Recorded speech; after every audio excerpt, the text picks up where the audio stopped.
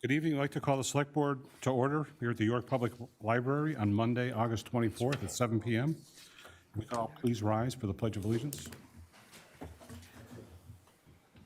pledge allegiance to the flag of the United States of America and to the republic for which it stands, one nation, under God, indivisible, with liberty and justice for all.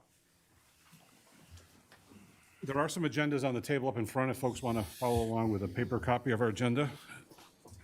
Next item on our agenda is consent agenda, which there are several items: business license renewals. We have the Ledges Food Service Liquor. We have Foley Hospitality Incorporated doing business as Nick's Steakhouse.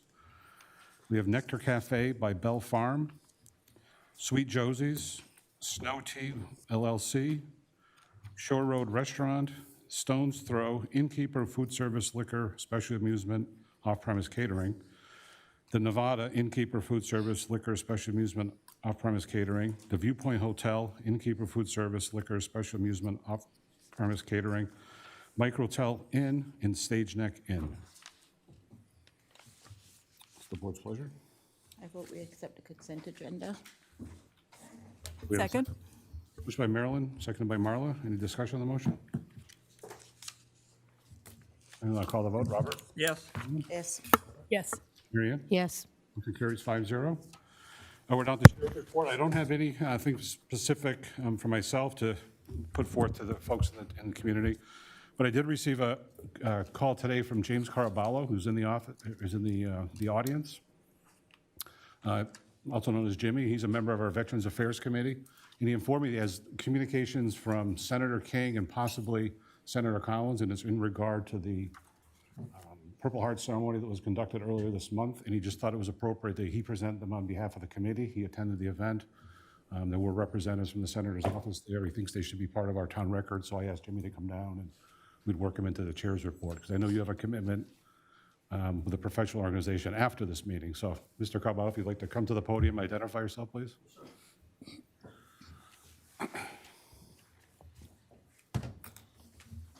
Haven't been to a podium in a while. Mr. Chairman, the rest of the Select Board and the rest of the community members here, thank you for letting me speak for a few minutes. I have two letters here that are pretty significant. One is from Senator Susan Collins and one is from Senator Angus King, recognizing the town of York for recognition not only as York's or Maine's first Purple Heart community, but also in the efforts that it takes to recognize all its veterans. If you want, I can read them. Sure. First, the senior senator, Senator Collins, I'll read. Dear friends, I'm pleased to extend my warmest greetings to everyone gathered for the York Purple Heart Ceremony. National Purple Heart Day pays tribute to the brave men and women who have earned the Purple Heart through their extraordinary courage and sacrifice in service to our nation. The Purple Heart is among our country's oldest and most revered military decorations. It's a lasting symbol of valor and solemn reminder of the tremendous cost of defending the freedoms we cherish. Each recipient's story reflects unwavering dedication, self-service, and enduring commitment to protecting our nation and the ideals on which it was founded. I'm especially proud to recognize the town of York as Maine's first designated Purple Heart community. This distinction reflects the community's enduring commitment to honoring the service and sacrifice of our nation's wounded warriors and ensuring that their legacy will never be forgotten. I commend the York Committee for Veteran Affairs and all those whose dedication has made today's ceremony possible. As we observe the 250th anniversary of America's Independence Day, today's ceremony holds special meaning as we remember and recognizing the fallen heroes and Purple Heart recipients from York, whose courage and sacrifice helped preserve the freedoms we enjoy today. Their service stands as a lasting testament to the character, patriotism, and selflessness that define the very best of our nation. I also extend my appreciation to Brigadier General Nathan Ward for joining as today's guest speaker and for helping to honor those remarkable Americans. To our Purple Heart recipients and their families, please know your sacrifices have not been forgotten. Your courage inspires us, your service strengthens our nation, and your example reminds us is the profound debt of gratitude we owe to all those who have worn the uniform of the United States Armed Forces. As we gather in remembrance and gratitude, let us reaffirm our commitment supporting our veterans, active duty service members, and military families, not only on occasions such as this, but every day. I offer my heartfelt thanks to everyone participating in today's ceremony and extend my very best wishes for a meaningful and memorable event. Sincerely, Susan M. Collins, United States Senator. Senator King's is a little bit shorter. From Senator King. Dear friends, thank you for inviting me to today for the Town of York's Purple Heart Day ceremony. While I regret I cannot be with you in person, I am honored to join you in recognizing the honor and sacrifice of our nation's Purple Heart recipients. And again, another senator recognizes this. As Maine's first designated Purple Hearts community, York has set an example of ensuring that the service of our wounded veterans is remembered and honored. The Purple Heart is among our country's oldest and most distinguished military honors, recognizing service members whose courage and devotion to duty came at great personal cost. Behind every Purple Heart is a story of sacrifice, a service member whose life was forever changed while protecting the freedoms we enjoy each day. On this day, we also honor the families who have shared in the sacrifice and reaffirm our commitment to remembering all who have borne the wounds of war. On this Purple Heart Day, please know how deeply we are grateful for your service and sacrifice. It is a privilege to recognize the extraordinary courage of Purple Heart recipients and to thank the town of York for its continued commitment to honoring their legacy. And he wrote in a personal note here, thanks for recognizing those who have given so much. Best regards, Angus S. King Jr., United States Senator. I'd like to present these to the town. This is town property. Everyone that hears my voice or sees me from the town of York, I'm a Purple Heart recipient. And to know that I live in a community that is really completely dedicated to the service of all veterans is a testament, and first responders as well, Chief. Don't want to leave out first responders. I mean, we live in the safest community in this area. You know, we've got a tremendous police department, fire department. We've got a tremendous base on which our community serves. And that's why I think so many people love to come to York, because it is a safe place to come. It's a home for many people. And, you know, not only extending my sincere appreciation to the town, but I'd really like to really honor all of you. Because as the chair of the Committee for Veterans Affairs, our committee can't be successful without your support. And it's, our committee is going through some streamlining right now. I think it's streamlining that you will all really like. It's going to make us more efficient, more able to better serve not just the town, but all the veterans in our community. But I can never say thank you enough to each and every one of you for what you do to support all the veterans of our community. When I drive down York Street, I'm reminded by that support because of all our fallen heroes that are recognized, and without the support that you have all provided to us, the support that you give us for our Memorial Day celebration and remembrance, our Purple Heart ceremony, it means a lot to a lot of people, and especially, you know, our families. I know my family's one of them. They really appreciate it. But I can honestly speak for all the members of the committee, and I'd like it on the public record how much we appreciate what you do as an organization, leading our town, providing for our town, and providing, everything you can for all of our veterans. Well, thank you, Jimmy. All right, Todd, I'd like to present these to you. And if possible, have them framed, put where everyone in the town. We'll make sure the manager treats them well. You know what? Thank you. I'll give them to the manager. I was going to pass it right There down. you go, I just passed the ball. Just in case. So delegation. But seriously, Thank thank you. you so much. The entire town of York needs to see those, Sure. because that's significant, coming from, two people that represent all of our best interests in Washington. And unfortunately, I have to leave. Thank you, Jimmy.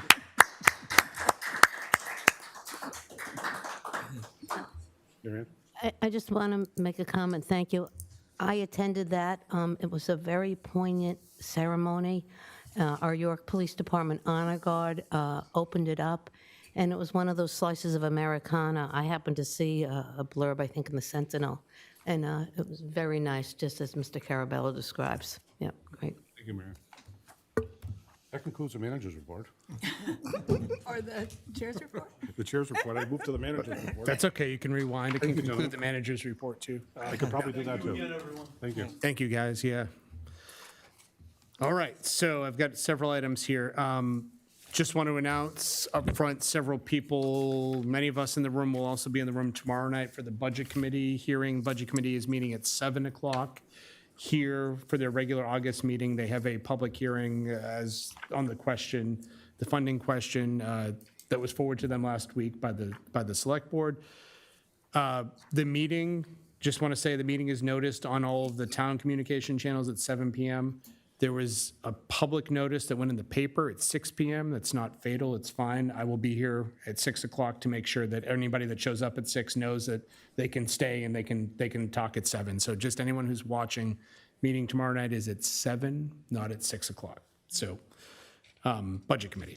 So, okay, so moving on, Village Project, we're gonna talk a little bit about that tonight later on, but just wanted to update the board on some of the outreach.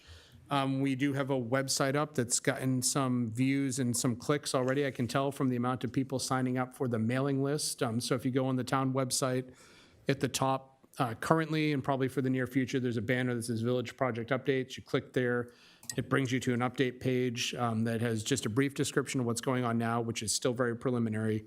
A link to sign up for the mailing address. There's a picture and overview of the scope of the project. And there's a spot underneath there where the updates will go as the project moves forward. So in the next 2 to 3 weeks, we're expecting to have, well, Dean can talk to you a little later on, but we're expecting to have a schedule from the contractor that will be at the updates phase, where we'll be letting people know what to expect and when to expect it. So that's moving forward. Have reached out and had met with about half of the businesses in the impacted area so far, at least some of their employees, and let them all know that they're passing it on to the business owners for the few that weren't there. And so people can sign up, whether you're a business, whether you're a resident, whether you're doesn't have to be in the affected area. It could be somebody who drives through there that wants to know what what is going on. You can be on the mailing list. It's run by the town. It'll be town used only. It's not, we're not going to sell it to use your email address for anything, so you don't have to worry about that. All right, so that's moving forward at a good clip. I talked with the town clerk earlier today and got an update on, so as most people know, tax bills hit either about 1 week ago. Most people would have received them. But this is the first year we're kind of in force. We are using online bill pay as an option. So Express Bill Pay is the service. That is a legitimate service affiliated with the town of York. So if you go to the website and you click through to Express, it's XPRESS Bill Pay, it'll take you to a site where you type in, it's going to ask you who you're trying to get to, and it will take you town of York, and it will take you to, you'll see our logo. So as you set up an account to be able to pay your bills, this isn't a problem. It's a one-way account, so you can send us money, but you can't get somebody's tax money out of it, so you don't have to worry about that. There's not a security risk going the other way. It's to send money to us, not to get money from us or from you. But when you sign up, it gives you 3 options. So this is key. So anybody that's going to be using the service, Express Bill Pay, Lynn walked me through this, where she's getting the most confusion from people.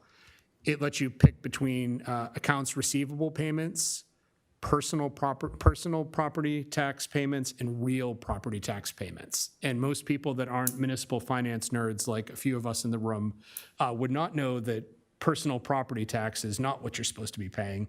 Personal property tax is associated mostly with businesses. So there are a lot of people in town that have to pay personal property tax, but that's not your real estate tax bill. That's your real tax payments. So you're gonna click on the real tax payments on real property. So that's where real estate comes from, hence the term. Once you click through it, it's all very apparent, it's clear. But a lot of people are getting hung up and going to personal property tax payment, trying to pay personal property tax when all they have is real estate tax. So you've got to make that distinction. And we don't currently use the AR function, so if you click on that, it's not going to take you anywhere productive because we don't have anything that can be paid. But we will in the future, potentially. It'll be rolled out as a service. So, and other things to keep in mind while you're using the service, there is a fee if you do this online. It strongly favors if you're making a tax payment using an ACH transaction, which is a check number routing and account number transaction. There's a flat fee for ACH transactions of $2, and there's a percent-based fee for credit cards. So if you're paying a large bill, for example, a large property tax bill, try not to use credit cards because we can't reduce that amount. It's a flat percentage rate. It's 3.5%. So unless you're paying a very small bill, it doesn't make a lot of sense. It's going to make a lot more sense to use the ACH transaction. The $2 is well worth the trip up or the trip down to town hall and gas and your time. We are seeing about 50 per day in the clerk's office, people that are using online tax payments, and we've just started it. So that's a really good sign. But if anybody has any problems, any questions, Lynn Osgood, our town clerk, is taking calls directly. So you can leave a message or you can call the clerk's office directly and she'll walk you through. We're a little busy right now. She's taking phone calls all day, but she'll try to get back to everybody that has questions on the online payment service. But really excited to see that kick off. It's still our first time through it. So if anybody has any problems, just give Lynn a call and we'll try to work through it with you. Let's see, one other item. I was asked last week or 2 weeks ago when we were talking about automated trash collection. I was asked a question from the public that I didn't answer very well, so I'd be the first to admit it. The question was, are our trash cans, when we have a trash collection day, are they going to be recycled? Casella has confirmed they are going to try to recycle everything that we throw into the dumpster that's plastic, that's a recyclable material. So not every trash can that people are going to throw away when we do these collection days are going to be recyclable, but they are going to try to recycle those that are single type of plastic. So I think a few people have been calling and asking, not just my office, but the clerk's office and Public Works, that question as well. That seems to be a concern that everyone's having. Are we just going to throw 10,000 trash cans into a trash mountain somewhere? No, we're going to try not to do that. But some of them, obviously, if they're non-recyclable, we may have to do that. So and that's all I have right now, Mr. Chair. Absent any questions? Any questions for our manager? Here and see none. On the radar? Anyone? Robert? So I think when we were last together, Marla talked about the transient seller's license, I think, having a conversation around that. Is that you? No? No. Well, maybe it was me then. Maybe you. I thought we were going to talk about whether we were going to continue to have a transient seller's license. Oh, Yeah, I brought that up. Yeah, sorry. I knew it was That's all that right. end. A little bit farther down. Yeah. What about the police department coming in September? That might be a good time to have that discussion. We talked about getting police feedback on that too. Is that agreeable to everyone? Yeah, whatever you think. Roll it into that presentation or discussion? Right, and I can ask the chief to be prepared. I already talked to him when it came up a month and a half ago, so I could ask them to be prepared to address it on September 14th, if that works. Any others? Mary Ann? Yes, we talked about the property tax ordinance, the current configuration. We pretty much might be running out of money the next year coming up also, where the ordinance reads, basically everybody's going to get all their monies perhaps we should look at that ordinance and Oh, tweak that. property tax relief. The property tax relief. You said we're going to Yeah. run out of money. I'm sorry. Yeah, to tweak that a little bit, a discussion so we can conform with it. I was also thinking about, the Harbor Board had talked about an upcoming harbor dredge. And I don't know whether that will just come up during the capital plan discussion or whether it would be premature for us to talk about it now, but it just seems like that might be looming to get a little. Yeah, I don't think it is premature. I think I don't remember the exact date, but I think Tim said he would come back and talk to us about the savings rate and the fees for next year and the dredge. So was that in November? I thought it was September. They plan for the next fiscal budget. Yeah, but he had agreed to come in and take an extra step and talk and report to us on what the results, because I I think see they were it in thinking. November, update from Harbor Board, fees for 2027. Oh, great. So there's We that. can maybe put, element of I'll put a little tag after that dredge update as well, dredge fund update, so that it's 2 for 1. Any others? Yep, Mary? Yeah, in the past couple weeks, there's been some correspondence about what I would call our town's infrastructure. And at least correspondence I've gotten, one was about the Chase's Pond, either dam or culvert. And one is the town's role in the Long Sands Road project, not the village revitalization, but what's going to come forth with that one. And it begged the question to me, should we be planning, should we be getting some information on both of those? Or again, that might be premature, it might come up with the capital discussion, but I think both areas warrant discussion that, for us to just understand what the town's role is with these projects and when and such. Okay. You talking about the water district projects? I think it's water district, but I think it's also the town project The re- re- and the- sewer. The reconstruction of Long Sands. the Yeah. State grant that was applied Yeah. for. And then something about up on Chase's Pond, which I think is water and town, but I'm not sure. That's the bridge. The bridge. Or the dam. So, yeah, so Got it the down. moving Yep. parts. Thank you. Anyone else? So I just have one, it's more of a, it's not really, well, just to put it out there so we receive the information. But at the end of this tax cycle, when the bills have all been presumably paid, what percentage were paid by either the online method, and what percentage were paid mail-in or at counter contact? It'd be good if we could have that. I'd like to see that breakdown. Yeah, we do, the stats are Yeah, self-collecting, so we could easily but just to make sure I don't report it in track of it. December, maybe? Okay. Yeah, Because, well, November, ended in November, but what's the tax bill due date? I have an open mind because it gets paid on escrow, I'm negligent. I have the same. October, September. end of September? So we should be able to, October, you could tell. Well, us. there's two dates. Yeah. Also, your second payment's due in February. I was just talking this cycle now with the online options available. What did It was- citizens avail themselves of? It was 45 days after date of mailing, so I think it was End of end of September. September. And then the other one's the first Well, that might be Friday good in to have two February. payment dates Yeah, worth of then data. we can do the other one, but just, I'd like to just see that. put that in end of October for, Okay. And then any others? Contact the manager, myself, Marla, and make sure it's included. Sorry, no problem.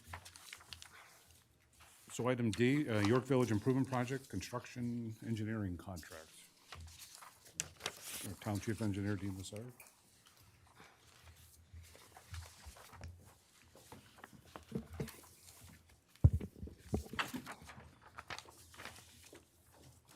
Good evening, Mr. Chairman, members of the board. My name is Dean Lassard, Engineering Director. I'm here tonight to talk about the village project and what I believe or should be the last formal action that this board will have to take on this project. To date, we've completed the design phase that you're aware of. We've awarded the construction to R.J. Grondin and Son, and they're now planning, starting to send in submittals and planning for a pre-construction, pre-utility meeting. So at this time, we need to extend our contract with the engineering firm for the construction administration and oversight of the actual construction of the project. So SLR has been working on this project for, geez, a number of years now through the design phase. And, you know, they are the appropriate engineering firm to know the details and ins and outs of the project and I believe have done a really good job for us. And so it's time now to extend that contract. And I'm recommending that we extend their contract to include the construction phase, because their initial contract only went through design and advertising. And now we have to have boots on the ground in order to watch the contractor and make sure they're meeting all the federal and state requirements, because this is a state project, main DOT project with federal funds. So the requirements and the rules and regulations are pretty strict. And if you don't follow them, the feds can choose to not to participate. And that would put the town in a very difficult spot. So I recommend the extension of the contract with the town's consultant, SLR International, to oversee the construction phase of the York Village Revitalization Project. I also recommend the Select Board approve the town manager to negotiate and sign that agreement or extension with SLR for the construction administration, management, engineering, inspection services for the project. And if you have any questions, I'd be happy to try to answer them. Questions? Marla? Yeah, thank you, Dean. I support your recommendation, but I do have a question. Sure. On the very last page, the consultant price proposal form, Yep. there's overhead percentage of 167.96%. And I'm just curious as to why such a non-round number.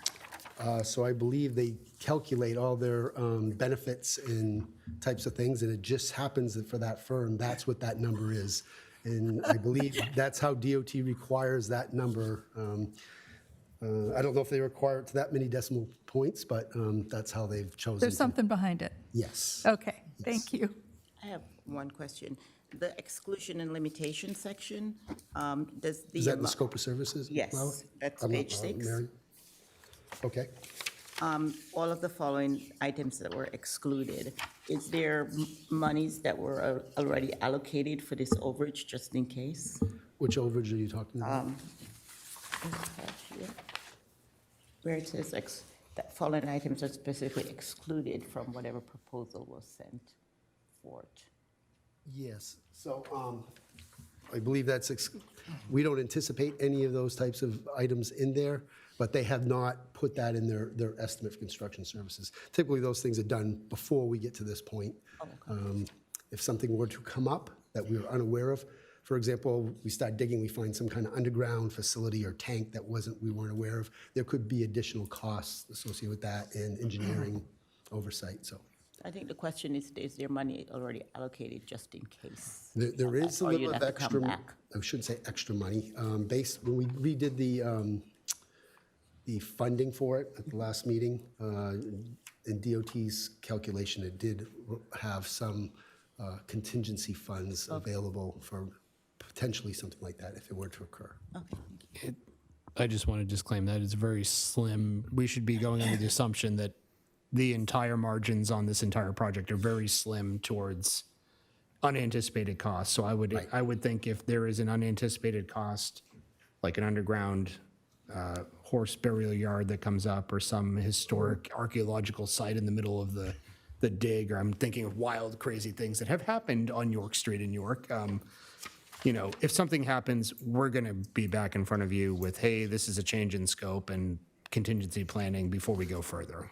So I think you'll hear directly any unexpected things that come up. I think that was something that we committed to, Dean and I, to come back to you if there's anything that could push the project into a larger scope, because there's really not money there there's not a ton of money or any money really to expand the scope without having, I think that was one of Marla's requests, right? A very thoughtful discussion before we agree or disagree to expand the scope. So like, do we need to eliminate something else or scale back somewhere else before we just start mapping the archaeological ruins that we found from Roman times and, underneath York Street, so. Thank you. Robert? So this is nitpicky, but do you have the last page The actual, estimate? Yeah. yep, So if you look like at the first column, the project manager, principal engineer, task 1, 120 hours, task 2, 40 hours, task 3, 40 hours. If you add that up, that equals 200 hours, but they added it up and it came to 180. And in the second column, it adds up to 480, and they have 280. And in the third column, it adds up to 1840, and they have 2040. So I think it all nets out to the 2520, but the numbers just may be wrong because the hourly rate is different. Right. I mean, I don't think it's a big deal. It just does speak to their attention to detail, though. It's maybe not great. The form is an estimate. It's not really. Yeah. But yes, their spreadsheet obviously has some arithmetic, Yeah. or formula mistakes in it. Yeah. Excel usually does that for you. Good catch. Anyone else? Mary Ann? Yeah, I have a couple comments, or I need you to help me understand the whole scope of this. Why did we need to extend the contract versus when the contract was originally issued, this portion included in it? I expected really to see maybe a couple bids for this portion of it. I understand you want to go with the person you want to, but why was not this phase not included in it? And then a second question, I see they wrote to us in February, and this is August, and we're just granting it, to me, why? And I see within the body of it, there had been planned meetings and such and such and such commencing in May. Does the difference of time, is that going to affect the execution of the project in a timely manner? No. So we had a discussion with this board previously about starting the project after Labor Day. So obviously, they wanted to seal up their involvement in the construction, and we had to advertise and award it before. So I didn't want to spend a lot of time on this until we actually had a good bid that we have awarded and that we were moving forward with the construction phase. And typically, in these types of projects, I started working on this in 2011, so it's hard to know what that construction phase was even going to look like, even with the project when we initially had those initial design contracts that we were working on. So typically, there's a good divide between the design phase and the construction phase. It does make a lot of sense to have that contractor who did the design phase do the construction, because if there's something that comes up and you have a new consultant, they're going to be just pointing fingers at each other. Oh, the designers made the mistake, or then they'll say, no, that they weren't reading the plans correctly. So for continuity's sake, it makes a lot of sense to do that. But we didn't have to have that as one big contract, because there was so many details that we didn't know back through the design phase, whether underground utilities and a whole bunch of things. So Thank you. you're welcome. Anyone else? Peter? Just another common reason why that might happen is it gives you an out if you're unsatisfied or if the design work doesn't go well. And in this case, the consultant has performed pretty well. There were a lot of hiccups, but not many or any of them had to do with the consultant. There were a lot of complications, but it does give you an out if they really stink and you can select somebody else, as opposed to locking in 2011 and still operating with the same consultant might not be might not be desirable in half the cases. Yep, makes sense. Thank you. So are we ready for motion or any more questions? Mr. Chair, I move to approve the extension of the town's contract with SLR International to oversee the construction phase of the York Village Revitalization Project. I also move to authorize the town manager to negotiate and sign a contract with SLR International for the construction administration, management, engineering, and inspection services for the project. Second. Motion by Marla, second by Marilyn. Any discussion on the motion? Hearing none, I'll call the vote. Robert? Yes. Marilyn? Yes. Marla? Yes. Mary Ann? Yes. Chair votes yes. Motion carries 5-0. Thank Dean. Which takes us to Citizens Forum. The Citizens Forum is open to any member of the audience for comments on any town matter. All comments should be respectful in tone and should be directed to the chair. Comments should be brief and to the point, and members of the public shall refrain from making personal charges or disparaging remarks or from verbal attacks upon the motives and character and motives of members of town boards and committees or commissions, of town staff, or other citizens of York. Questions that require extended answers or that cannot be readily answered this evening in our meeting will be referred to the town manager for follow-up. The board will also, I'm just going to poll the members about this one, may also be reading input received by the Select Board's page on the town website. Anyone who wishes to submit a written request for future agenda items can do so on the form available at our meeting this evening, or obtain said form through the town manager's office. So we received, like, what, 18, 19? 15 maybe? 15, so there were Give you a count. write-ins about the flock cameras. Do we want the manager to read all of the content of each of those? Or just summarize that there was that number of people that wrote in and who they are? I'm just trying to, I think one of the things we should have is who write in support and Right. who wrote in against. I'm just trying to see if That there's way you any can- issue of condensing. you They're can all know. available to the public to see, so they're out there. Yeah. They're on our website, And they're you've part all of our seen them and record. read them today throughout the day, I'm assuming. I've read them as they come in, so. Yeah. Would you like me to? It's just, I just asked the question. I mean, I'm not making the decision, I'm just, I would support reading of the whole. okay. I'd like them read individually as well, because they had different, some of them had different aspects and different points within the sort of the larger Sure. topic, so. So the minute we have them, so we'll read As long those. as he doesn't have laryngitis, I think. Yeah. Do you want to just, do you want to take over. just? Well, you can do it. I think we'll figure it out. If we can't make it, pass them to me or I something. think I'm going to take up our board member here who has volunteered in the past, and I've left her out, so maybe we can split them up. How about that? There you go. We'll go. So So we also have folks in the audience that may be here for Citizens Forum, and how many of those, just by show of hands, I can get a sense of how many? So we have 2 people for Citizens Forum in the audience. So I'll start on my left, so it's your right. So sir in the back with the hat on, you could first.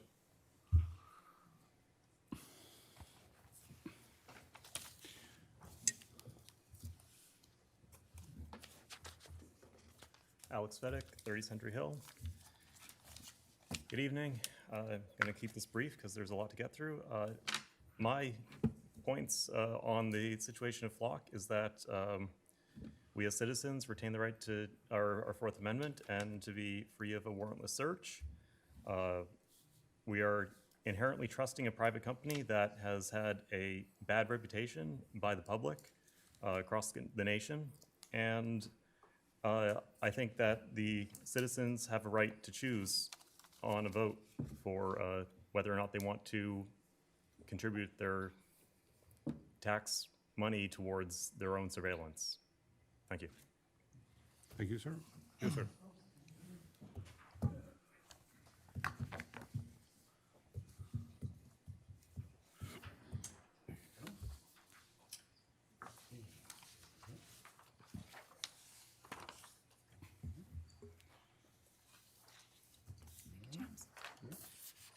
Thank you, James.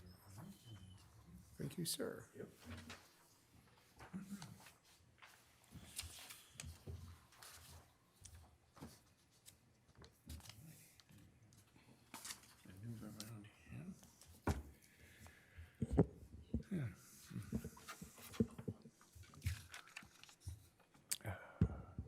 James Kensis, 280 York Street, citizen. The following is dedicated to the stalwart group have stood with me for the past year and a half, and to any who want to join us in the future. You're welcome anytime you want to be there.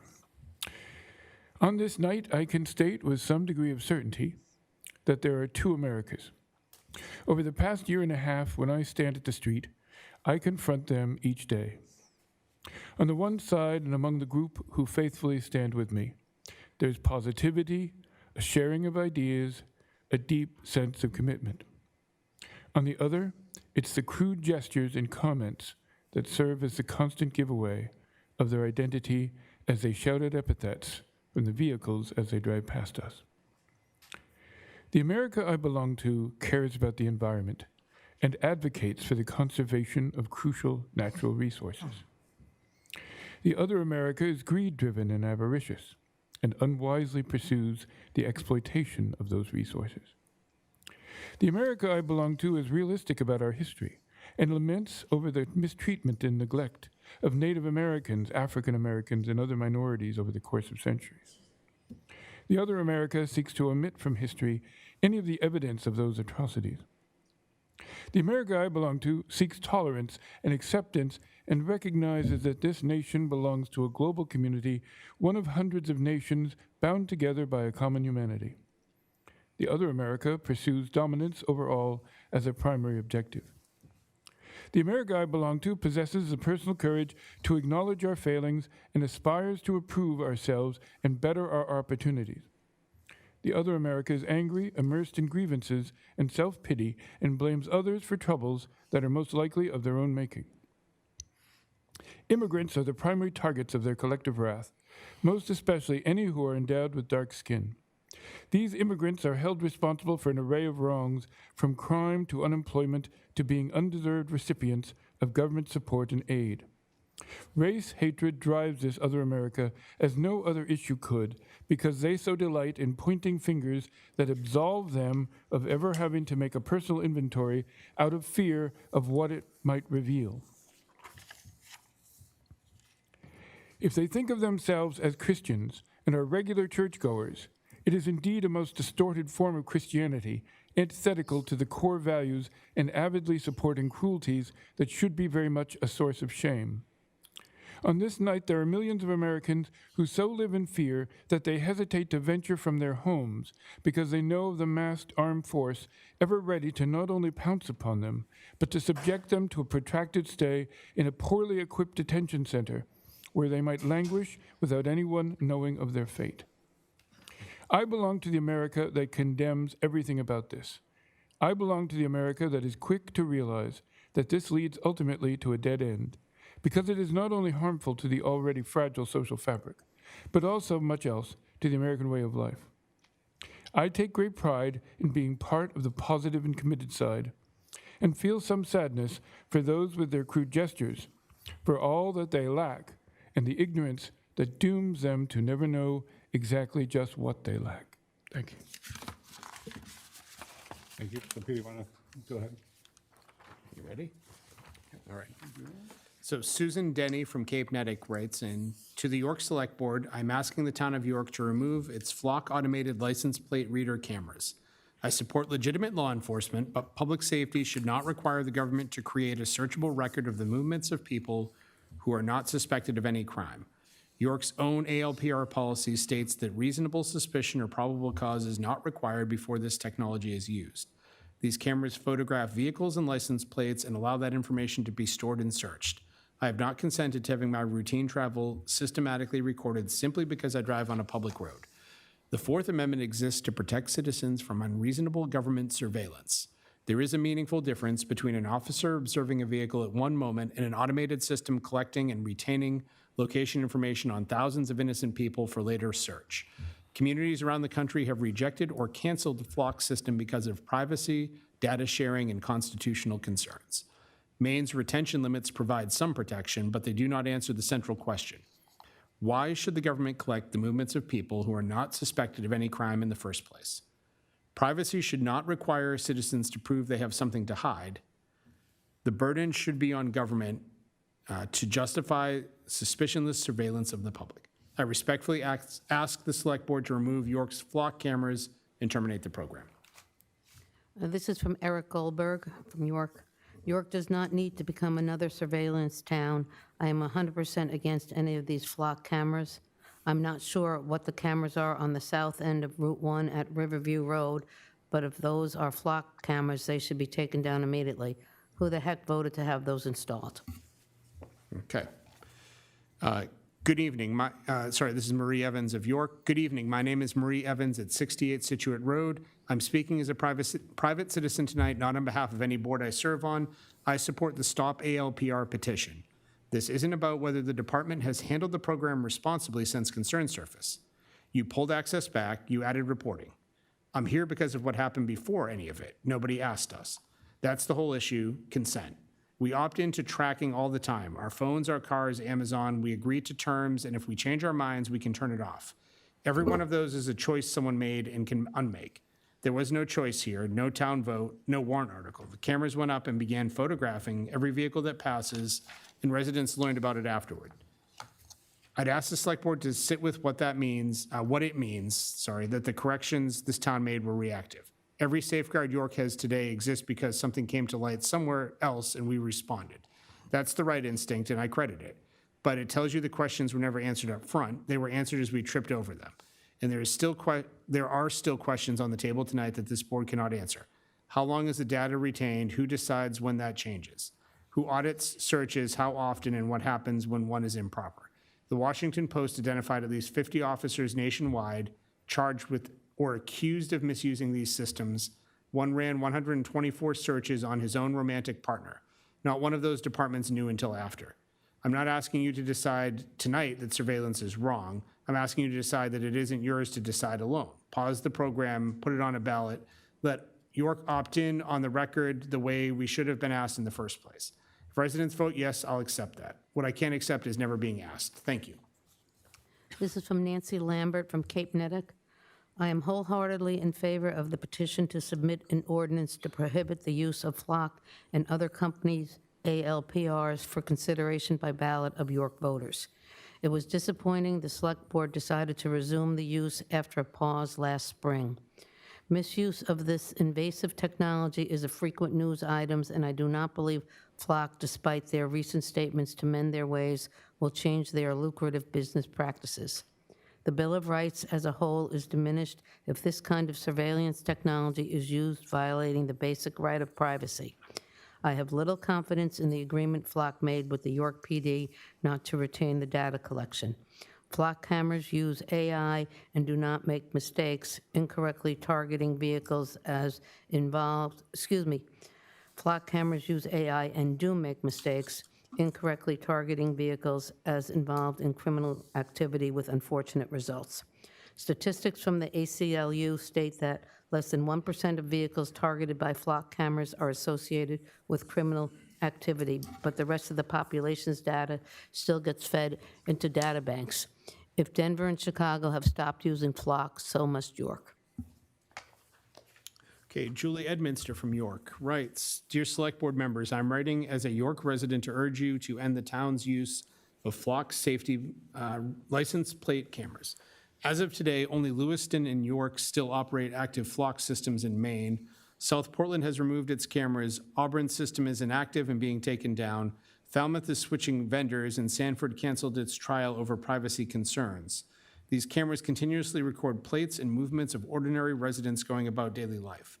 Even with local restrictions, they create a detailed digital record of where people drive, something many Maine communities have already rejected. Please follow their lead and remove the cameras. What is your plan going forward? How much have we spent on these cameras to date? Thank you for your consideration, Julie Edminster. Sincerely, Julie Edminster. This is from Katrina Brothers from York. We don't want Flock in Maine or York or any of the other states. There is too much surveillance and invasion of privacy into people's lives. We do not need to be tracked constantly by cameras or our vehicles or license plates. This has gone too far. Jody Sieben of York. I'm urging Select Board to end the use of Flock cameras or any other unwarranted surveillance. The surveillance encroaches on our right to privacy and unwarranted searches and seizures as provided by the Fourth Amendment. York is a small community and there has been no cause to impose this violation of privacy.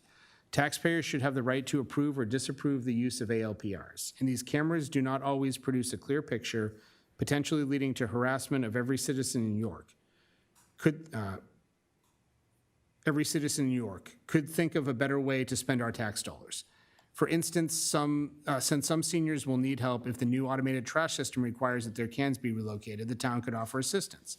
Or the town could pay for a traffic/patrol agent at the Nubble Light as needed during the busy season, as nearby residents have been requesting. The board should avoid employing any activity that will bring in the ALCU. This is from Kristen Kerouac from Cape Netick. I want to sign the petition to pause the user of Flock cameras pending additional review of how the data is used and saved, and a town vote on whether we want these cameras active in our community.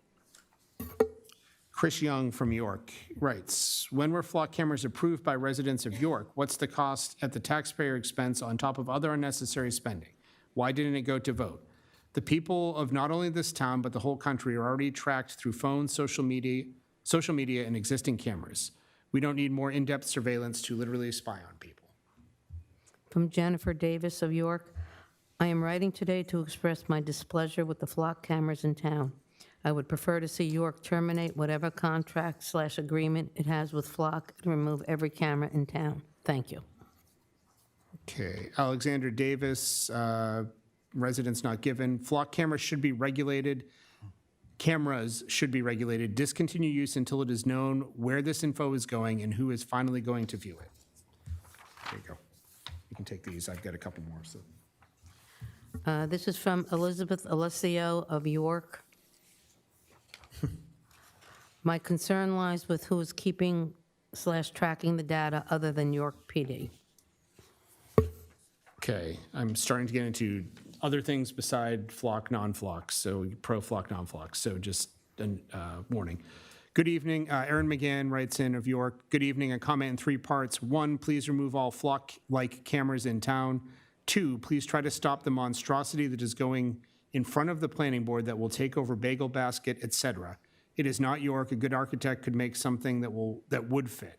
3, please make a proposal for York Fire to take over York Ambulance. Thank you. This is from Edward Liskowski of York. I support a referendum on the flock cameras in the town of York. The fact that these were allowed to be installed and monitor the citizens and guests of this town without prior or proper notification is absurd. As an elected select board, you should have the best interest of the people at the forefront, and it is clear that you did not when it came to implementing these cameras. Let the people decide if they want to have their info recorded, logged, and distributed to other entities. Regards, Edward Leskowski. Janet Drew writes in. Janet, you're in the room. Do you want me to read your write-in? I think that was last week's, because, wasn't it? I have a new one now. This is Wednesday, August 12th, so it's since our last meeting. Would you like me to read it? Sure. Okay. Just when there's people in the room, I like to ask in case something has changed. Hi, Peter, Todd, and board. Do you plan to talk about dying trees at Village Elementary, bamboo management, moving the library curve crosswalk? 2, I thought there were 2 public hearings for each ordinance. 3, I wait your answers to my letters, emails, and answers about why you voted the way you did, since none of you yes voters opened your mouth for a word of discussion. When Marianne asked concrete implications of this wireless ordinance change, Peter said something about setbacks could move 3 feet, but 3 feet, 300 miles, this ordinance can ignore any setback. The people on our boards ignore York law, safety, and families. Thank you, Marianne, for your cautious approach to wireless issues, and your no vote August 10th. 4, when was the first public hearing for this ordinance? And for the people of York to understand, when the town's old ordinance blocks corporate development or overbuilding, the town just changes the ordinance to do whatever they want. They've proved in the last election and this one. Vote no on this new ordinance. Disingenuous statements and activities of the board is why I try to attend your meetings. Yes, your meetings. They are not our meetings. More than ever, bless your hearts. I wish you your own personal 24/7 antenna outside your bedroom windows. And possibly/probably this AT&T push is all about more capacity for more US/ICE surveillance. Your bad choices are very dangerous at this authoritarian time. Maybe instead of just cynically or meaninglessly saluting the flag and ignoring the words you say, you might try reading the Constitution before you give more help to ICE and AT&T. ICE is spending billions for agent stun gloves. Stop helping AT&T and help ICE. Janet. Here, take the tray. This is from Debbie Etheridge from York. As a Town of York taxpayer, I do not think it is a wise use of taxpayer money to repair the cliff walk, which will continue to be exposed to coastal storms. As an avid walker in town, I love the walk through Hartley Mason to the beach and across the Stage Neck Lawn to the Fisherman's Walk to the Wiggly Bridge and through Stedman Woods. That route should be our tourism focus. It is more scenic, safer, easier, more interesting, and better protected from the storms than the cliff walk. Okay, Mike Minchike from York. Board, I'm writing in just in case I don't make it to the meeting tonight. Oh, sorry, I just wanted to make sure he wasn't here. Tonight to speak about the flock camera issue.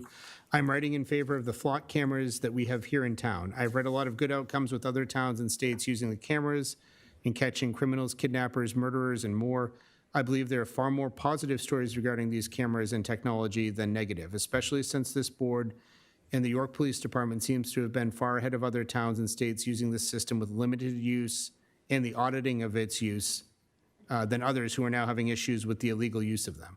I also believe that the police department should do a monthly or quarterly report on the use of these cameras and incidents that it's helped solve or prevent in town for all citizens to be aware of the good that they can be used for. Unless someone can prove that there has been any misuse of this technology in York, then I want to continue using them in town.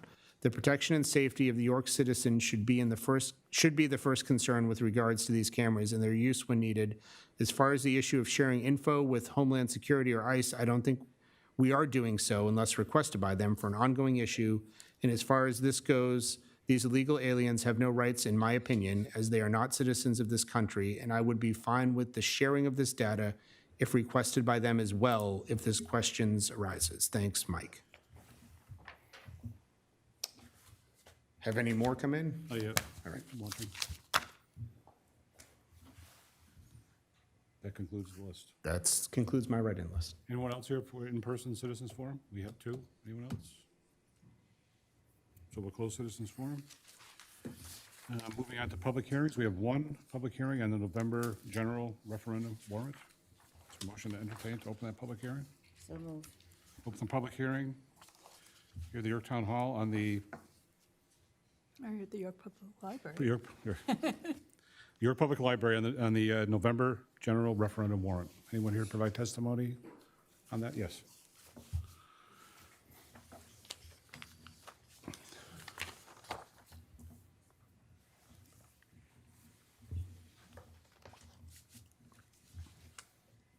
Good evening. Good evening. Victoria Simon, 9 Old East Situate Road. Catherine and Taylor were both kind enough to send me the wording for the plastics ordinance for the referendum and asked for my feedback, and I do have some feedback. I think that the current wording has a real potential for confusion because repealing the sunset clause comes after amend the ordinance, and the voters skimming the sentence could interpret a yes vote as repealing the whole ordinance. I think the clearest approach is to explicitly say that the ordinance itself remains in effect and that only the sunset clause is being removed. And I think it's really important that we use the word removed and not repeal. I think repeal has, I think people could get confused that repealing means repealing the ordinance. So I did rewrite the ordinance. I don't know if you received that from Catherine. Did she? It's in our request for action. Shall I distribute the rewrite? We have copies of it. We have it. Yes? Okay. I only made 4 copies, so. So the top one is the current writing, and the bottom one is my rewrite, and Mary Ann. Thank you. No, you can send it down. I'll share. I'm fine, I'll share I'm it. fine. But we have it in our packet. Thank you. Yeah, no packet. Thank you, Victoria. Okay. Any questions for me? Any questions? I think so. got it. You got it? It was a little confusing to me, so thank you. Anyone else wish to come forward on the public hearing? Seeing none, we'll close the public hearing. Move on to item H, endorsements. We do not have endorsements this evening, so we're into item I, old business, ambulance funding stabilization.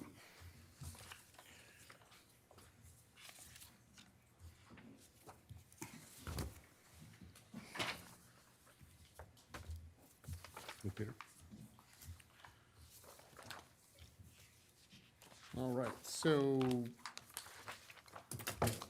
there's some follow-up information in your packets, specifically following up to the question. And I want to be clear as we start the discussion on what I presented here. This is not a proposal or a model that I'm saying we should put in place, but I was asked to come up with some funding forecast some scenarios of what funding would look like if the town were to provide ambulance service directly. So that could take many different forms.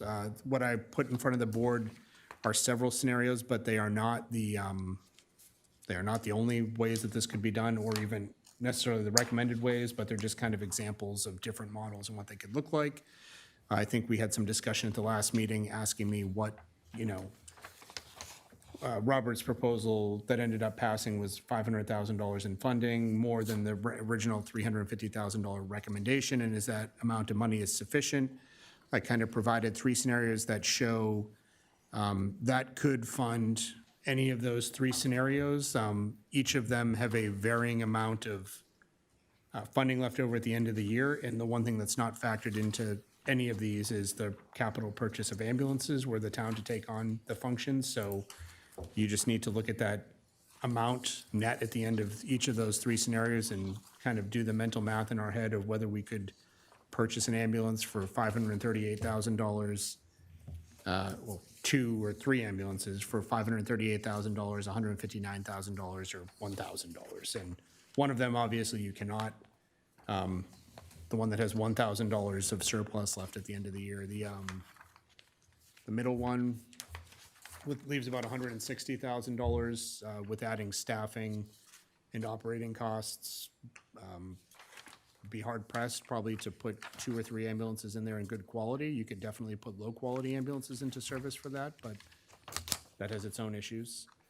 The first model definitely has sufficient money to buy any number of ambulances of medium to high quality to put into service. So these are kind of scenarios that indicate what it might look like, for example, to add 4 or 8 full-time employees with or without, full-time supervision or coordination, and kind of what the operating cost would look like. Just want to add, I also did the annual kind of annualization there and what that would look like. That's probably, I'm sure it's of concern to everyone up here, but I'm sure it will also be of concern to the budget committee when they go over these questions tomorrow. What does that look like for the budget process next year? If we agree to continue that model, what would that look like? So, those range from negligible to plus $584,000 in that middle scenario to plus $854,000 on the kind of high-end scenario that I ran. So those are realistic numbers of what you could expect to see the fire hydrants and ambulance article go up if we were to try to propose this model for a 12-month period. That being said, we're expecting the ambulance line to go up no matter which option we choose, because all of the options are cost plus that we're looking for next year. But some of these scenarios are probably higher than some of the lower scenarios that we could pursue. But those higher scenarios you've illustrated are increased service delivery Right. opportunities. Right. The one thing that the middle and the higher end scenario do is split the ambulance coverage into 2 locations with 2 trucks on at the same time. And higher skilled operators on those vehicles. It indicates, cases. that we're trying to have paramedics on around the clock, yes. Which we're close to that currently with our current model between fire and York Ambulance, but we're not hitting that all the time for sure. Questions for the manager? Yes, Marla? I just want to say thank you for this. I think this is really helpful. It helps us to think about what a Plan B near-term might look like. And it also helps us to think about a go-forward plan. And obviously, the next steps are the Budget Committee looking at our proposal tomorrow night, hopefully advancing that to the ballot. And then we also have our EMS study that we're going to be undertaking. So a lot of work to be done, but this is really helpful, and I appreciate it, especially you laying out 3 separate scenarios. Robert? Yeah, I mean, I agree with Marla. I think this is really helpful. Thank you for doing that. And, it gives us a sense of what the parameters are going to be, not only if we have to do Plan B, which hope we don't, but also what next year might look like. So this is really helpful. Thank you. My intent would be to hand this to the consultant, if when we pick a consultant to run a study and say, hey, here are our thoughts on what an internal model might look like for your, for your further development and use, so that they're, hopefully it cuts back a little bit of their time and they're not starting from zero. So can you provide for the board and the public that's watching, I'm sure they're paying attention to this topic, is the RFP that was issued last week and sort of what's progressed since that issuance? Yep. So, so we did, after feedback from the board, we issued it, I believe, Wednesday following that Monday meeting.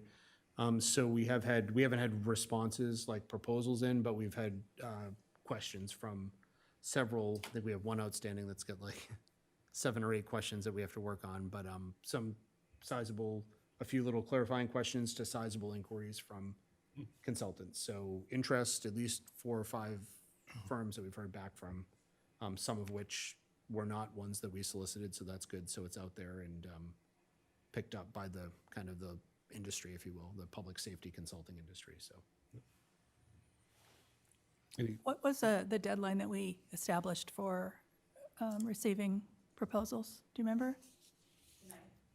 9th of September? So we'll have those by our next meeting? Great. That's the target. Marilyn? Peter, thank you for these. It gives a lot of context. I would say it's hard to, I don't see a supervisor in a couple of these scenarios, which it's next to, I would think, pretty difficult to have something like that without a supervisor within there. So I think as we move forward, we need to realize that you can't just have the ambulance people there without someone supervising.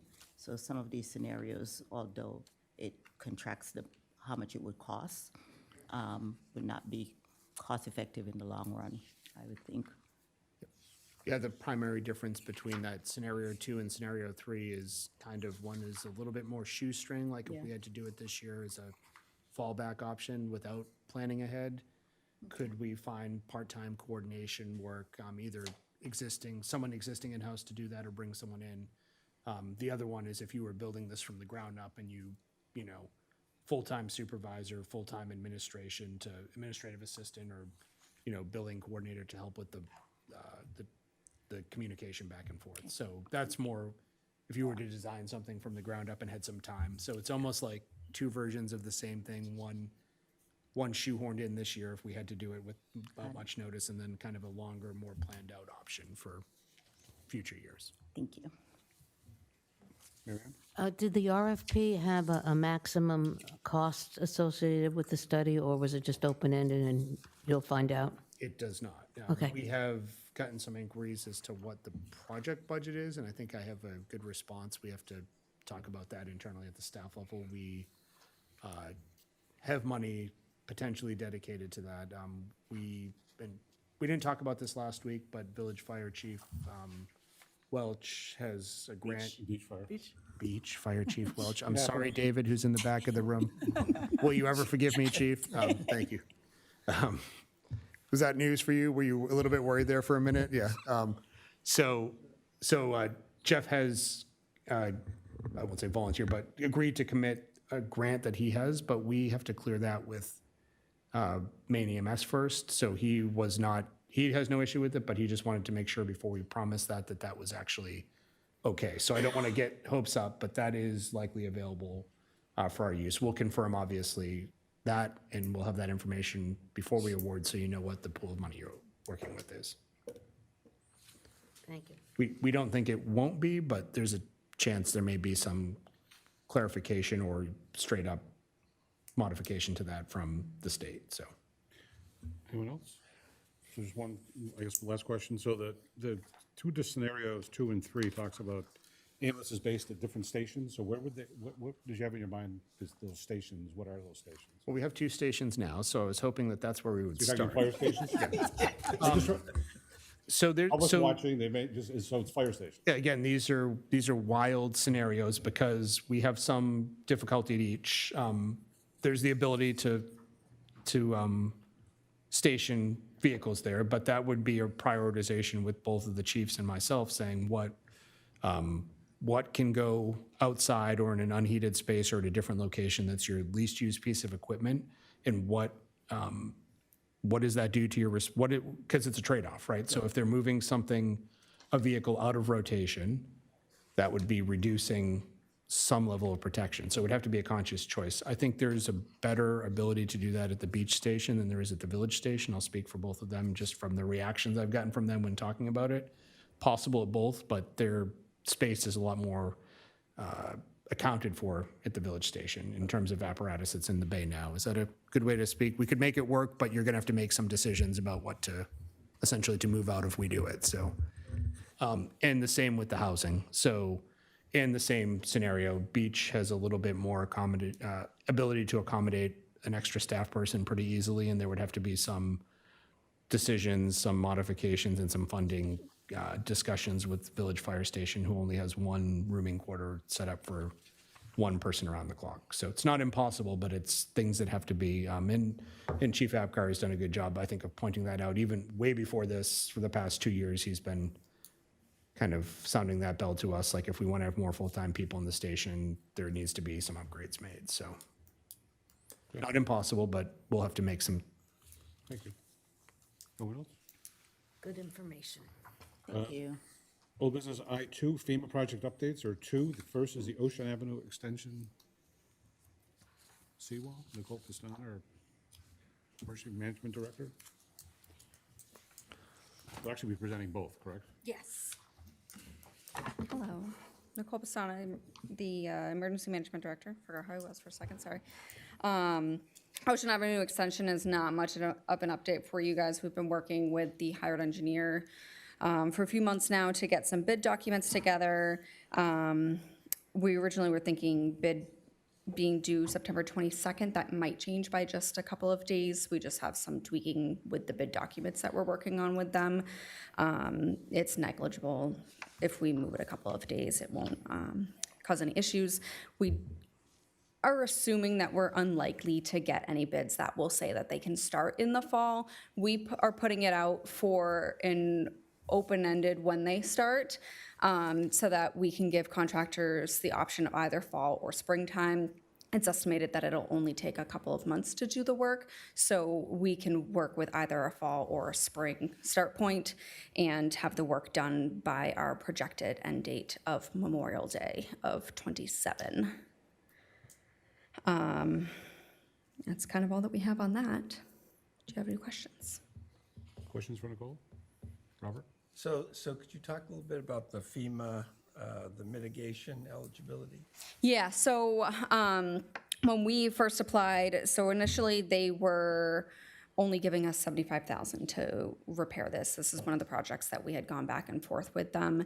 And they had initially believed that it could be patched and repaired versus replaced. All of that aside, then we had additional damages of the storms of '24. And so repairing is not an option, it has to be a replacement. They reran the numbers to current times, and that's where that 320 or 311,000 came in. That is just off of repairing, however, so that is without any mitigation. Because we were differing in what we, and when I say we, I mean the town and FEMA were differing in what we felt were the necessary repair methods. They needed to see what our actual plan was with all of the details before they would look into if we're eligible for any additional funding to go towards mitigation, because we are claiming that what we are doing is mitigating future damages. So they were waiting until we had the full bid documents. When we had just the plans to the level of getting our permitting, I sent that over to them. They asked for further details. So now the bid documents have significant details that hopefully will give them enough information that they can then estimate if we should be getting some mitigation funding. If we do, we could see that $311,000 number go up. Thank you. Marla? Nicole, can you remind us what your original cost estimates were for this project? We didn't have any formal cost estimates. When we put forth the $1 million to the voters, what was that based on? That was based off of when this was originally damaged. back in 2018, Dean Lassard, our now Director of Engineering, had an engineer come through and do a very, very rough estimate of a replacement, and that back then was about 500,000. So the $1 million was our estimate up to what we assumed that 500,000 now would be. Okay, so we took that very rough estimate, kind of doubled to account for the passage of time, and came up with $1 million. Yes, and that. And then when you get these bids back by the end of September, you'll have a much more solid number? Yes, and our engineer, as part of the initial process of designing and permitting for this, they gave us some estimates, because part of it was that they originally had given 3 different options or ideas of ways that we could replace it, and they gave very rough costing estimates with that. The method that we were looking at was coming in at about just over $1 million. Ah, okay. So Yes. originally 500, and then we chose an option that was more in the $1 million range. Yeah. That drove what we asked the voters for, and now we're going to get a really good number. Is that- Yeah, we asked the voters before we had that final number from the engineers, but it was based off of just the professional knowledge that some of my counterparts have. Okay. Sorry. So have we bonded that $1 million? Yes, that was last year. So it's actually gone out to bond? Well, I should confirm that. I'd have to confirm with Wendy on that one, but I believe it has.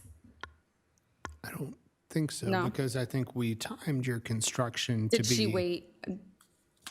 I'll get you that information. Yeah, I 'Cause we remember look at Wendy- each- It would be good if we did wait, Right. because we might not need to. Well, this is why we usually do Yes. wait, but the question is whether or not we thought you were going to get started in July when we went out to bond last year, whether we thought it might be early. I don't think we did. I think Okay. we were forecasting a fall construction. I'll check on that.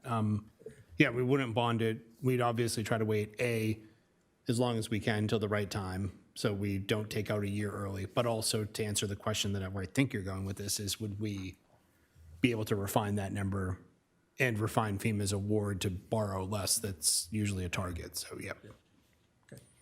I'll confirm that at the next meeting. Yeah. When we next talk about this. Mary Ann? Can you just refresh me the length that we're repairing? Does it start at like Short Sands Beach, and how far up the street It is does the it go? entire section of the seawall that the town owns. So it starts right around 16 Ocean Ave Extension and goes all the way to, I don't have the exact address, but there's a telephone pole right there. Okay. Kind of where it's only about 2 feet off the ground. Do you have the linear footage of that off the top of your head? No. That's all right. I have bid documents back there if you want me to really pull it up. I think it's 350 linear feet. 300? Okay. Okay. My assistant. Sorry, Tim, I've demoted you. Your partner. Any other questions on this project? Thank you, Nicole. Yeah, Thank you. So All the right. next is the cliff path. more fun one. Fire it at me. So we've come and talked about this a lot. We had Foth Infrastructure do a stability assessment on the entire cliff walk. They found some additional damages that we were unaware of, that they are some undermining that without doing a in-depth investigation like they did, we wouldn't have noticed. So after that, one of the things that we really wanted to figure out is how much is it going to cost to do all of this?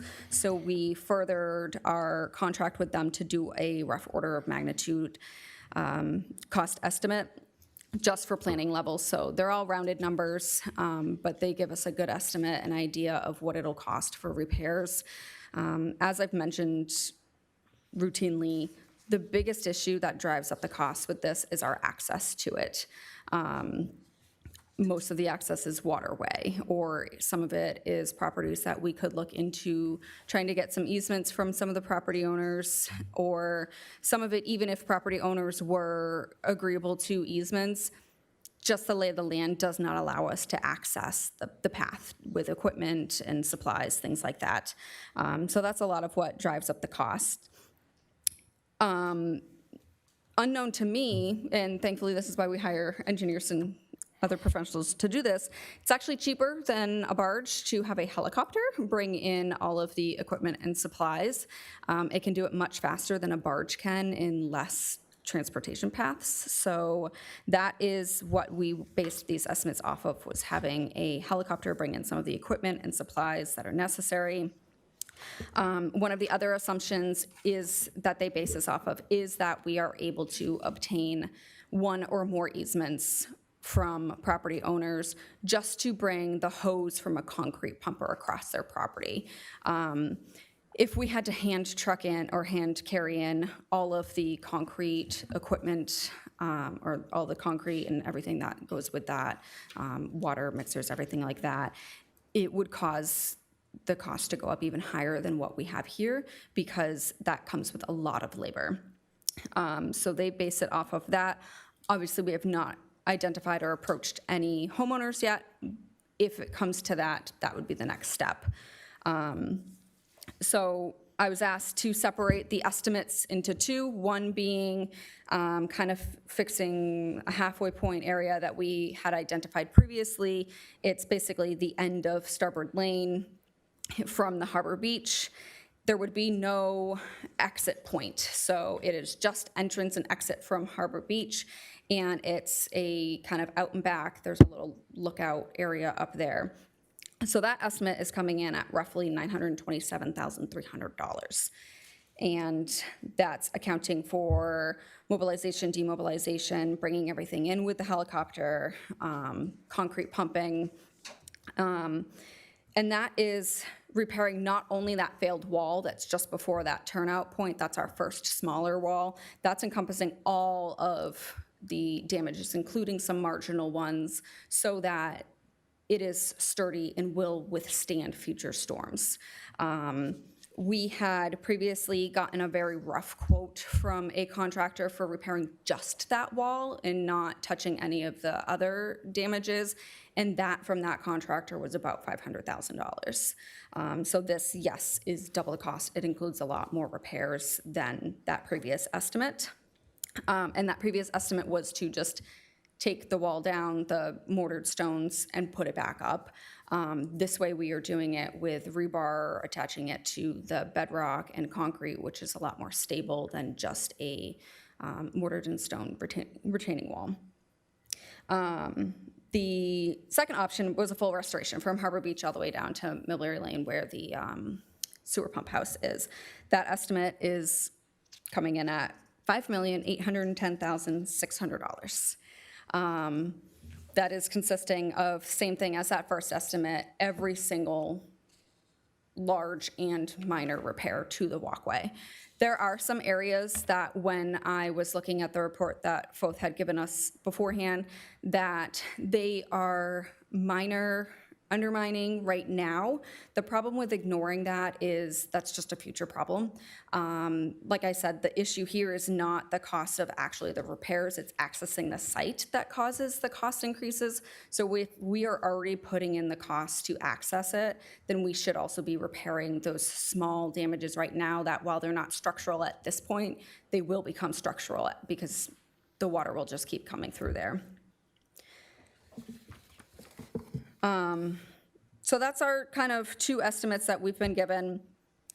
At this point, there's not any, from my end, specific next steps. I'll need guidance from what the board wants, because depending on what is chosen will change what my next path forward is. So the options are full restoration, partial restoration up to that designated point, or a third option is that we could close it just past the reading room after that little pathway that goes kind of in front of it, where the stairwell goes up there. There are a few small damages there, but with the funding that was approved in this last budget process, that likely is enough to cover it. So there wouldn't need to be any additional funding if that's the path forward that we went. We could repair it in a way that is as stable as we can get it and to last as long as it possibly can, given the location of it. And then I just included as well, just some information about FEMA. This obviously was put into the storms from 2024, but obviously I try to give the caution of, we don't know if they will approve or, this has not been obligated. It's not like Ocean Ave Extension where that's an obligated project. This one is waiting for what our scope of work is going to be before they will look into cost estimates and everything of that nature. But as always, I will submit all of the documentation as much as possible to get us whatever reimbursements we possibly can. Questions? I have a question. Marilyn? Thank you so much. Yes. Extensive, well done, well researched. How many times will FEMA reimburse for an area that's damaged? Because this is in an area that is going to be damaged again. Yeah.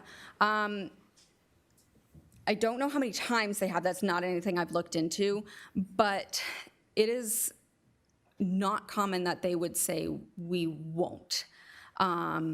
It is likely that it can get damaged again, but that is also part of why we are putting the extra funding into pinning it to the bedrock, so that any future damages are mitigated as much as possible. And so it is the hope that we can also get some mitigation funding towards it, same as any other project that we submit, that we do extra intense repairs like this.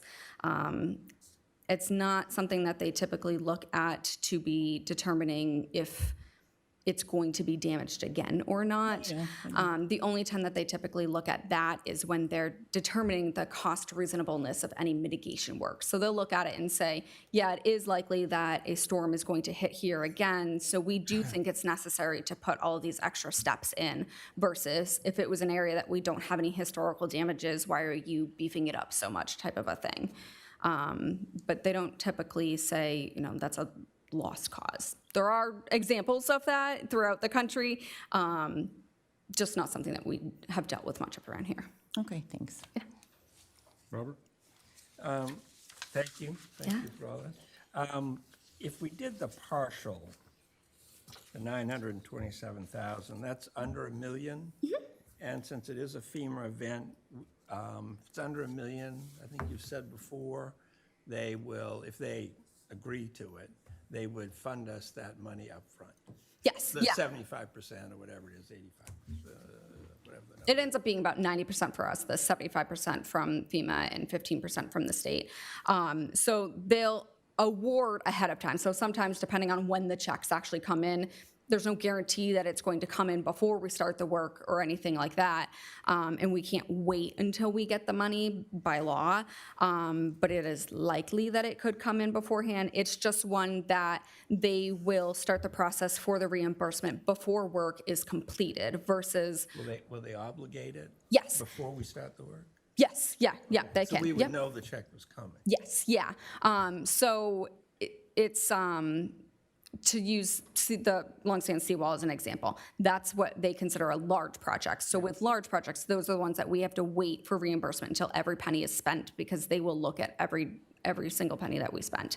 Versus now, and that was recent in the past couple of years, their large project thresholds is almost over $1 million. So when it is under that $1 million, that's something that they will work through all the way through to obligation and payment, even prior to work starting, if we haven't gotten to that process yet. So that's the problem, is that it's not that they will pay us definitely before work starts or obligate definitely before work starts. It's that work does not have to be completed for them to be able to go through that obligation process. This is a project that would require, even just that first part, that would require permitting. So that takes a lot of time. So that would be documents I that. think all you lose, well, in this project, what you would lose is that you then can't go back and say, okay, we're going to do this other portion of the cliff path and we want the money then. Because Yes. they're going to say, we've committed to this part and that's all the money you're Yes, yep, yeah, that would be basically, can't think of another word to use right now, but abandoning that second half of or the further points of the cliff walk. getting. Right. Okay. Can I ask one more? Sure. So when we did the Cliff Walk stability assessment, did we then go back to, I know you had conversations with some companies that do bridge work. They bring in, metal bridges to span. Did we go back to them once we had the assessment to see if their product would help with this? Yes, so I gave all that information to the engineers that were doing our cross estimates, and they went back and forth with that specific company and determined that it's not a very good fit for this location, just because it would become damaged as well, and that it doesn't hold up well to the waves. So they have it in some areas that it does get introduced to the salt water and some water, but it's more kind of stagnant flooding if the flooding occurs, such as like a bog type of area that doesn't have the wave action and the damage that we see So there. that company didn't feel like this was a good application? Correct. Okay, thank you. When does this board need to make the decision for our options? And what I'm getting at, I'm really torn. I feel strongly we should take care of a natural resource, but with the $5 million price tag, I was hoping we could put the bigger project off and maybe just do the $1 million one that Robert was just explaining. But what you're saying is then that $4 million difference we've lost. And it's really a roll of the dice as to whether we're going to get the FEMA funding for all of it. And, I'm struggling with, as I say, I want to take care of a natural resource, but I also know what we have for future obligations. Public safety needs to come before public pleasure as far as I'm concerned. So if we know we're going to have $1 million, we're going to have to pony up for the ambulance that we didn't have this past year. I think that's part of my decision-making process is for the taxpayers. And I thought, could we do a non-binding referendum of what the voters would want, 1, 2, or 3? But if we do that, that vote won't be until May. And when are we talking we need to do this now? So we have monies to vote for May coming up, potentially? So that's what I'm thinking. I've got a lot of things whirling around. Yeah.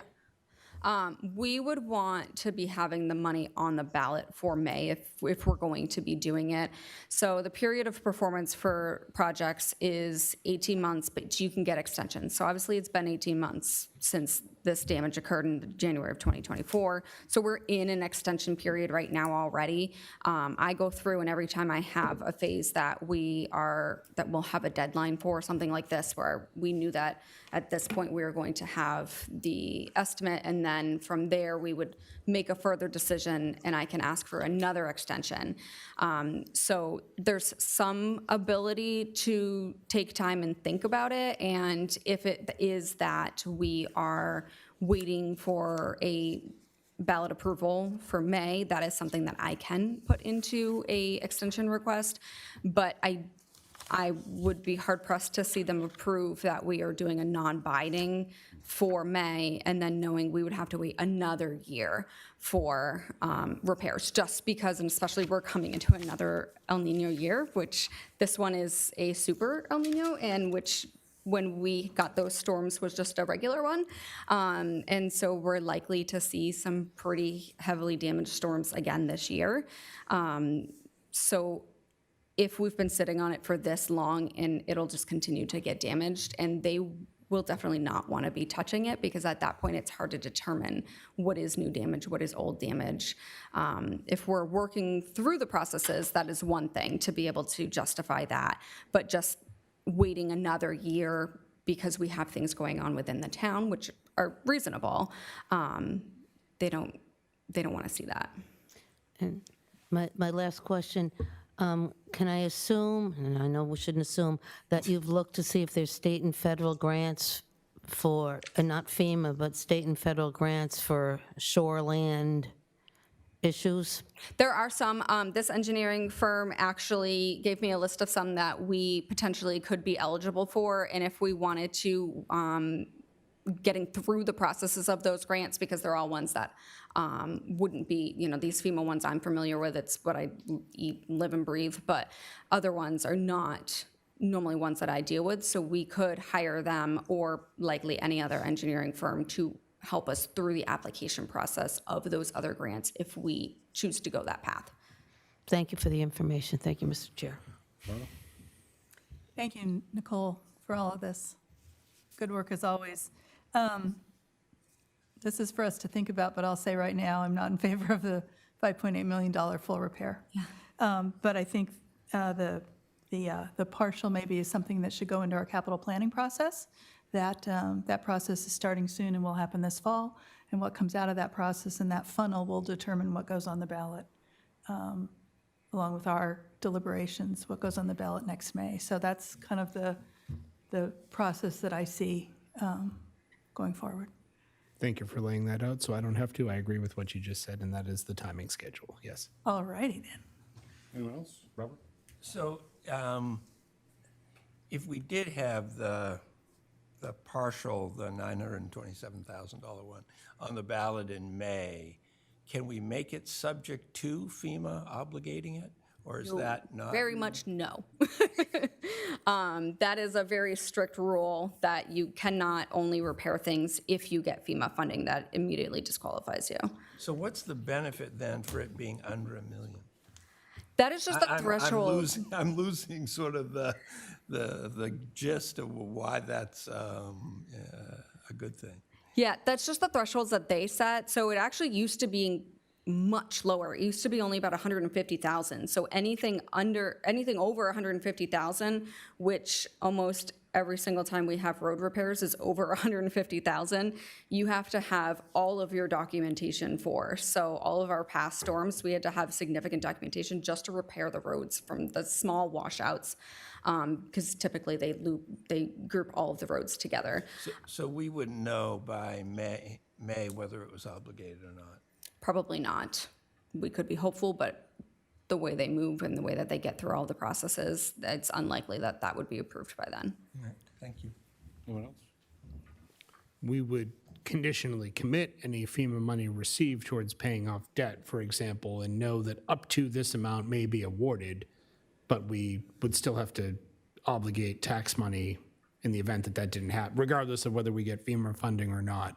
We would have to obligate tax money or bond money to pay for that expense in lieu of receiving any FEMA money, correct?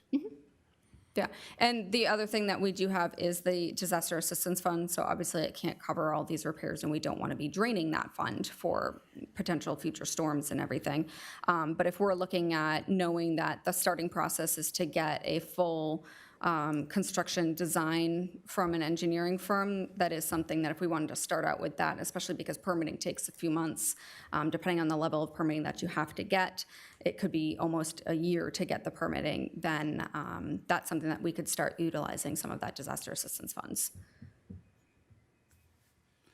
So the Disaster Assistance Fund is funded by reimbursements from FEMA. The Long Beach seawall project, when those monies come in, well, how much is in the fund now? And what's the anticipated arrival of those FEMA dollars for the Long Sands, Long Beach? Yeah, so I'd have to look to see the exact number, but it's roughly about 500,000 in that fund right now. I'm sorry, what was the second half of your question? So when we're reimbursed for the work we've done on the Long Sands seawall, what amount would come in and then be deposited into that fund? So the way that we have it written up right now, that wouldn't necessarily go in there. We could.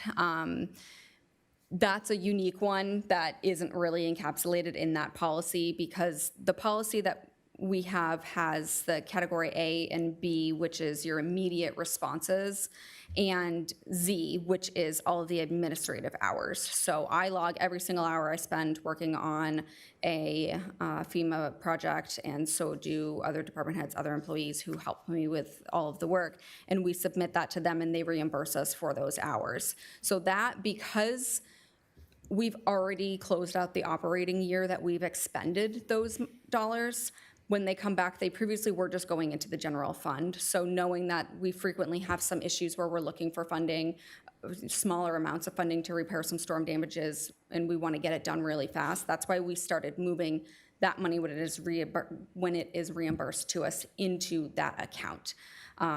You guys could change the policy that when a large project like the seawall comes in, that a percentage or however much could go into it. The other money that is in there is occasionally there are overages from for small projects that were funded to us. So say they estimated in their cost estimating that it was going to cost $20,000 to do a repair. We did it for 15. We can move that funding in there so long as it is used for additional storm damages, which is why we have the policy that's strict on what that money can be used for to ensure that we're compliant with that. But we typically haven't been doing it we just really haven't had any other large projects that we would use that for. But there's going to be some coming, so maybe we want to talk about that. Yeah. But no, Yeah, Marla? I was just going to say, my understanding of the Disaster Assistance Fund is that it holds the proceeds for FEMA reimbursements for small projects, and clearly the seawall is not a small project. Yes, And yeah. so, yeah, when we get that money, that's a whole, to me, that's a whole separate conversation about. I just wanted Yes. to bring that, because that's going to be happening soon, we hope. Yeah. Just to put that out there, but maybe we want to Yeah. think about that. But, I mean, I concur with Marla, too, on the capital planning process is the process where this project will get plugged into that discussion, and, to be honest, it's short out. I mean, it's a lot of projects. Any other questions for Nicole? Thank you. Thank you. Very good. Now, old business I-3 is the Long Beach Avenue seawall update.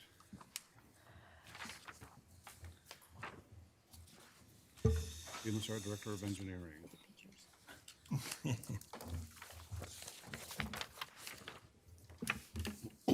Good evening, Mr. Chairman, members of the board. My name is Dean Lassard, Engineering Director. If you've been down to Long Sands Beach and walked on to Section 4, I'm sure you've noticed that the contractor is substantially, what I would call substantially complete, whereas the seawall steps have been completed, the sidewalk is complete. They're now working on the pedestals, lighting, and finishing touches to the stairways. So at this time, I believe it's a good time to start talking about Section 5, which is the section north of the bathhouse, just past the large culvert we installed previous to building the new bathhouse, all the way up to the Cardisac Motel.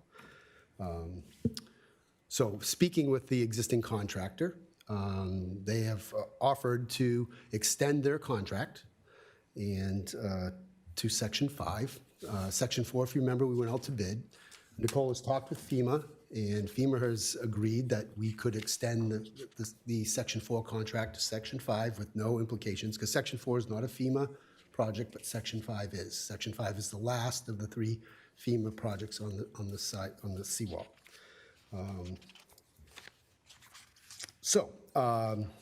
We have 2 options, as I see it in front of us at this point. Option 1 would be to extend that contract with LeBrec Construction for Section 5.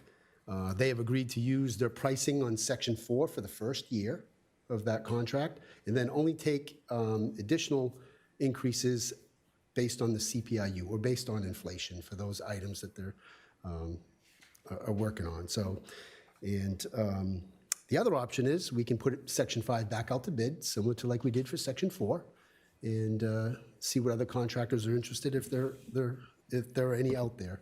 I don't know if you remember through the process of Section 4, there were a number of contractors initially that seemed to be interested, but when they found out the details, it didn't lend itself very well to their models or their thinking on construction projects, because we kind of limit their ability to minimizing their profit, which some of these bigger contractors didn't like that model. But anyway, that is definitely an option. The other thing is, what concerns me is if we were to go back out to bid, is the last time we did that, it gave the contractors opportunity to increase their pricing. So the way the world has been going, it seems to be that's been the direction. In the past, most of the time, I would recommend going out to bid, just because the competitiveness of it gave us better pricing. In this case, I don't think that is going to be the case. But we do have that option, and we can test it and see what's out there. But, speaking with our contractor or about our contractor, we do have the best contractor for this type of work. It's right in their wheelhouse. It's right in their specialty. So, I guess I would be more leaning towards extending, but I am open to the option of going back out to bid if that's what the board would, it's their preference.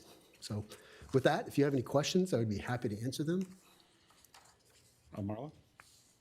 Yeah, I'll just cut to the chase and Sure. say that I would recommend option one, the extension with LeBrac. I think they've done a good job. They have the expertise, they have the experience, we have momentum with them. We've gone through a public process. So I would be comfortable with an extension there. I think it's the most efficient and makes the most sense for a number of reasons. I do have a question, and that is there more engineering needed for Phase 5? Well, see, there's really no plans, and that's one of the issues with the big contractors. They don't have personnel that they can count on to be able to stand there with me and make that decision on the spot in a very quick way. So, yeah, there's engineering. We're engineering, sometimes more than others, but typically I'm down there in the morning meeting with the contractor, looking at what we're facing, and we make the decision and the call right there, and they go and do it. So it's engineering on the fly. Yeah, it's kind of design build. And once we uncover that wall, it's buried in feet of sand. So we look at what we find when we uncover that 100 yards or so of length of seawall, and we make the decision right there. That's how the best way to construct this. So it's worked relatively well in the past, and from what I'm hearing from people walking down the sidewalk when I'm out there, is the contractor's getting rave reviews. So. Marilyn? Yes, I agree with Marla that, to change contractors at this point in time, you don't exactly know the same, way in which the project appears may not hold up the same. And you have, variances for various people saying, well, Section 4 doesn't flow as well into Section 5, so we need to go backwards and then forwards. So we run the risk of that. And I've been down to that area of the beach. It's absolutely beautiful, It's a pleasure to be there and to see the people enjoying the sidewalks. And they're wide enough that they can push the carriages and people have access to either side without you feeling you're about to tumble over into the stones and sand. So, I agree. I would prefer to continue as is. Robert? So I also agree. I also think this is a really good time to sort of look at the sections that have been done and really ask you to come up with a punch list of what is left to do. I know some other sections, like I think 2 and 3, the posts and the lights aren't in at all. Correct. So I think it'd be helpful for us as a board to see what those things are that are still left out to do. You got to make the transition from Section 4 to Section 6. There's a elevation. That's paving. So some of the things left on that Section 4 is paving along the curb line and also the transition to the existing. But having a punch list, I think, would be really helpful so we can see. The other question I've had for a long time is the handicap access ramp at Anchorage. Mm-hmm. Was that supposed to have a railing on it? So it was never designed with a railing. A railing could be put on it, but we've been watching it, and it seems that people are negotiating. It's relatively a gentle slope. Yeah, I've just never seen a handicap ramp that didn't have a railing. I can't argue that point. So maybe we want to talk about that. But anyway, a punch list I think would really be helpful. And then the other part as we transition to this new phase is really having a conversation with you about what the staging of that is going to be. It's 1,750 feet.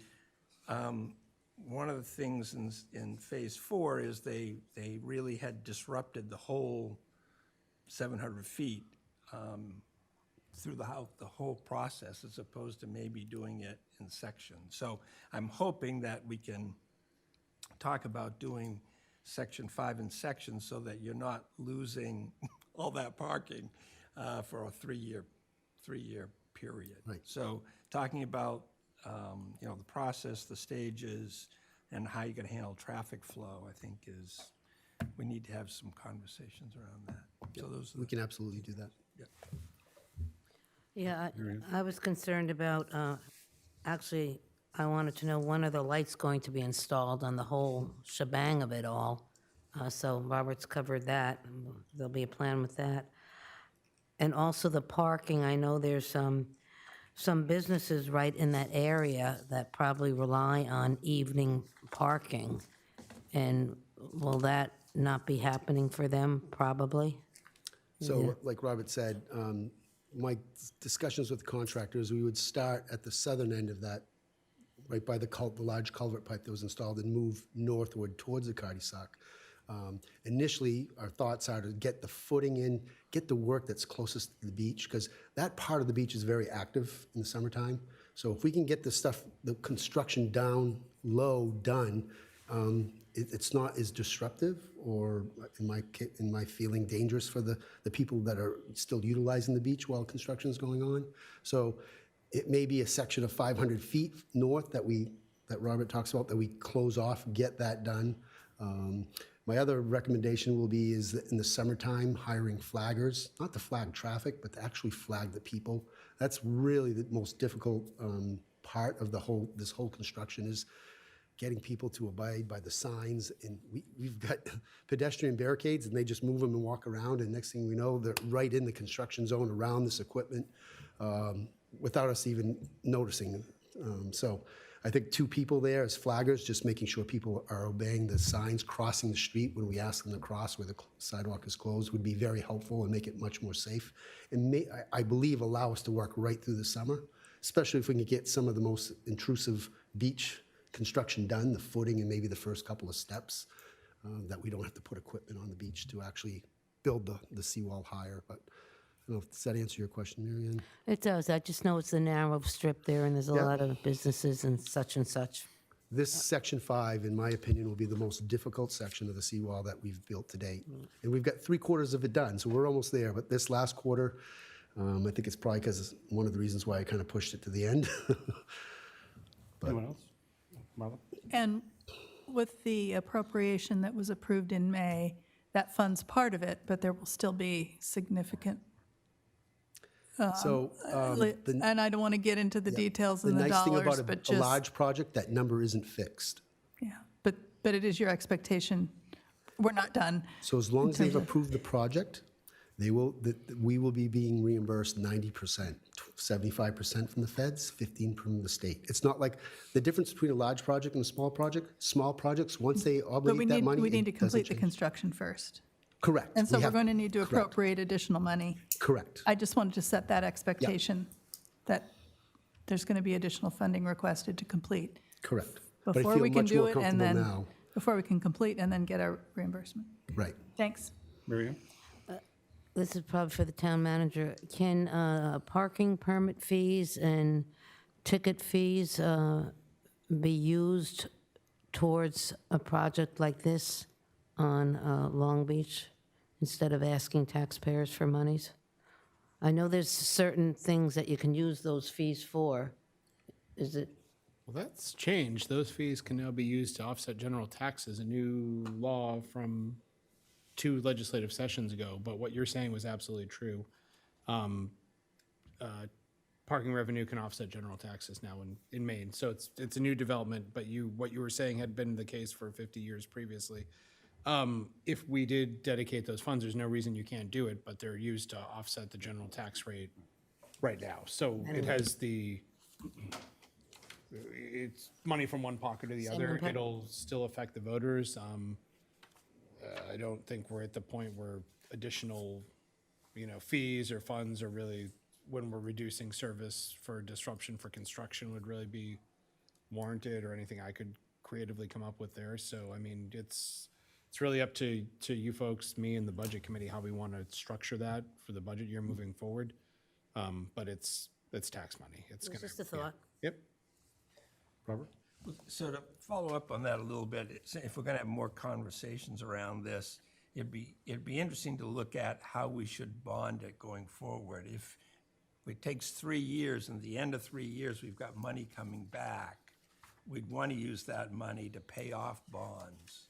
So maybe we want shorter-term bonds so that at the end of 3 years, we can get the money and pay them off and not incur interest for I mean, instead of a 30-year bond, do a 10-year bond, so you a get 3-year your, bond or a 4-year bond. yeah. Yeah, so I mean, we ought to look at that and also look at how much debt we have outstanding for this and when that's coming due. And if we're getting the money in 3 years, are there bonds we can just pay off? Yeah, and I mean, I know we don't get it at 3 years, but we might get it at year 4, 5, something like that, Nicole? Let's rephrase this, grilling to the emergency management director. In a best case scenario, might the money be available within a year to 2 years of the project completion? Oh, she's not even comfortable answering that with a head nod. Here we go. No, I was gonna say, just, this one is a unique one where, because we have sections 2 and 3, we do actually have a lot of things buttoned up more than we normally would. So the hope is that we would get this to clear all of the channels a lot faster than other ones, because this project now at this point basically sits that they're just waiting for us to finish and submit our receipts as we get them. Versus other times, you're looking at getting the entire project approved. They know that our scope of work and everything, materials, everything like that will stay the same. It's just a matter of what our actual end cost is that they'll have to calculate. So yes, hopefully within a year of finishing it, we could have the money. No, I said hopefully. In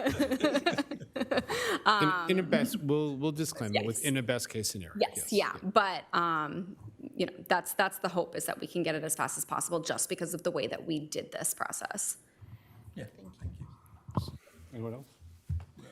So I concur with my colleagues on the, moving forward, and I also like to see that punch list of items that have not been done and when they could be done. Yep, made a note To of that. celebrate those successes that we have out there. I mean, it's a wonderful project.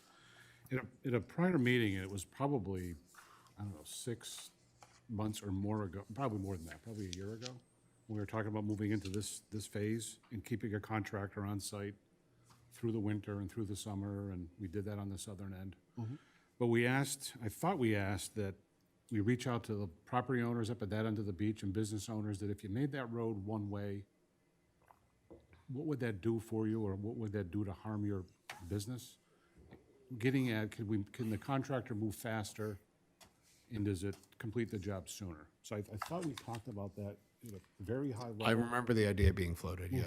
Right, Yeah. it's I believe never, that was it's never discussed. I didn't come know- back to the board saying, we did that, we didn't do that, it's a good idea, it's a terrible idea. Well, it's both. It's a great idea and a terrible idea, and Right. it's going to depend on who you're talking to, but it's, But does that outreach happen to those people? we have not had discussions with the property owners, so that'll be part of, now we know we're moving forward sooner rather than later. I think that's a good, Yeah, it's also a discussion we'd have to, Long Beach it Avenue just- is 1A, it's State Route 1A. Right, I mean, a it's good state and bad, highway. but it gets at some points that were brought up tonight, that if you're taking all these parking spaces, if it's one way, you could save spaces, right, for businesses and things. It is a confusing situation, but if it's only gonna be a year or two, are people down there willing to take that does anybody have any change for that period of time? I don't know. nitroglycerin tablets for our fire chief in the back row? And it may not be worth it, but we did explore it, and it's never been circled back that it's crazy or a good idea. I mean, I don't know. So I did have a conversation with the contractor. He didn't believe that would make it go faster for him. His progression or timeline is basically based on the ocean, the tides, and equipment, and how much he can do concrete. Just getting concrete sometimes is difficult. So, but it may make it easier for. But just that's new information, right? So we didn't even have that, So there is, the component though is, also does it allow you not to displace parking for both businesses and for tourists? And is that a trade-off that someone's willing to make to temporarily turn a lane of traffic into in certain areas into parking spaces, which would, I mean, that would benefit all the property owners there. And it's going to burden all the property owners by not having two-way traffic in front of their property, so. So it'd be one way along the beach and the other way like down Ridge Road? So kind thank of you, yeah, concept? that's certainly one way, that's one circulation method. You have 4 lanes of, yeah. It may not be a good idea, but it was brought up, and I just want to make sure it was vetted. Yeah.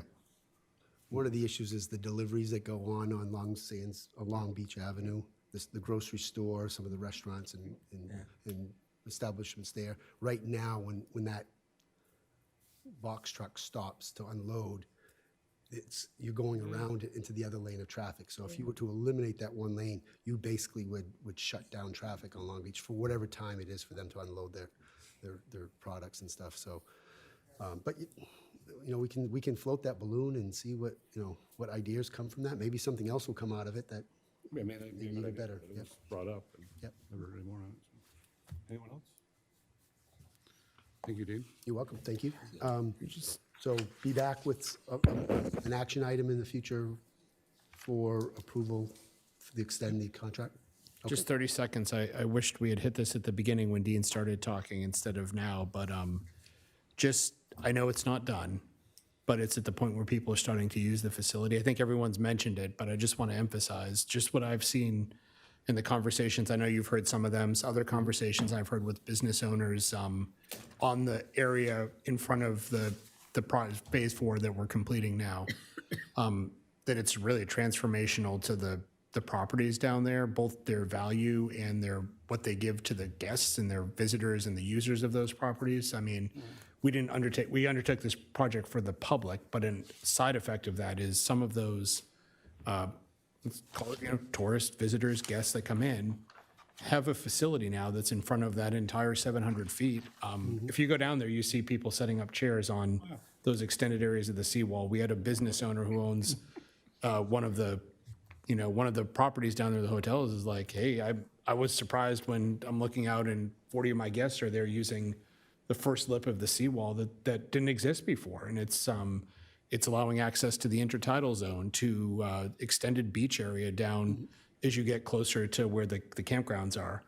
And I'm just down there watching 40, 50 people at a time using the southernmost beach now that wasn't accessible before, without scrambling over rocks that you can now get down to. It's really increased the value of what we're offering to people and to residents as well. It's an additional area that they can use, so.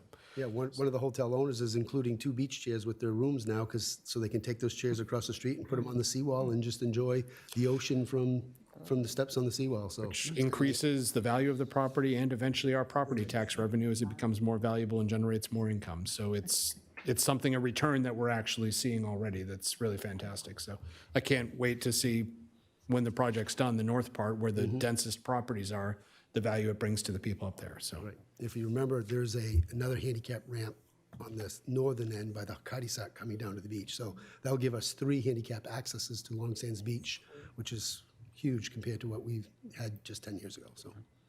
Great. Thank you. Yep, you're welcome. Have a good night. So down to new business, item J. And the first is citizens petition to stop ALRP ordinance. Or ALPRs.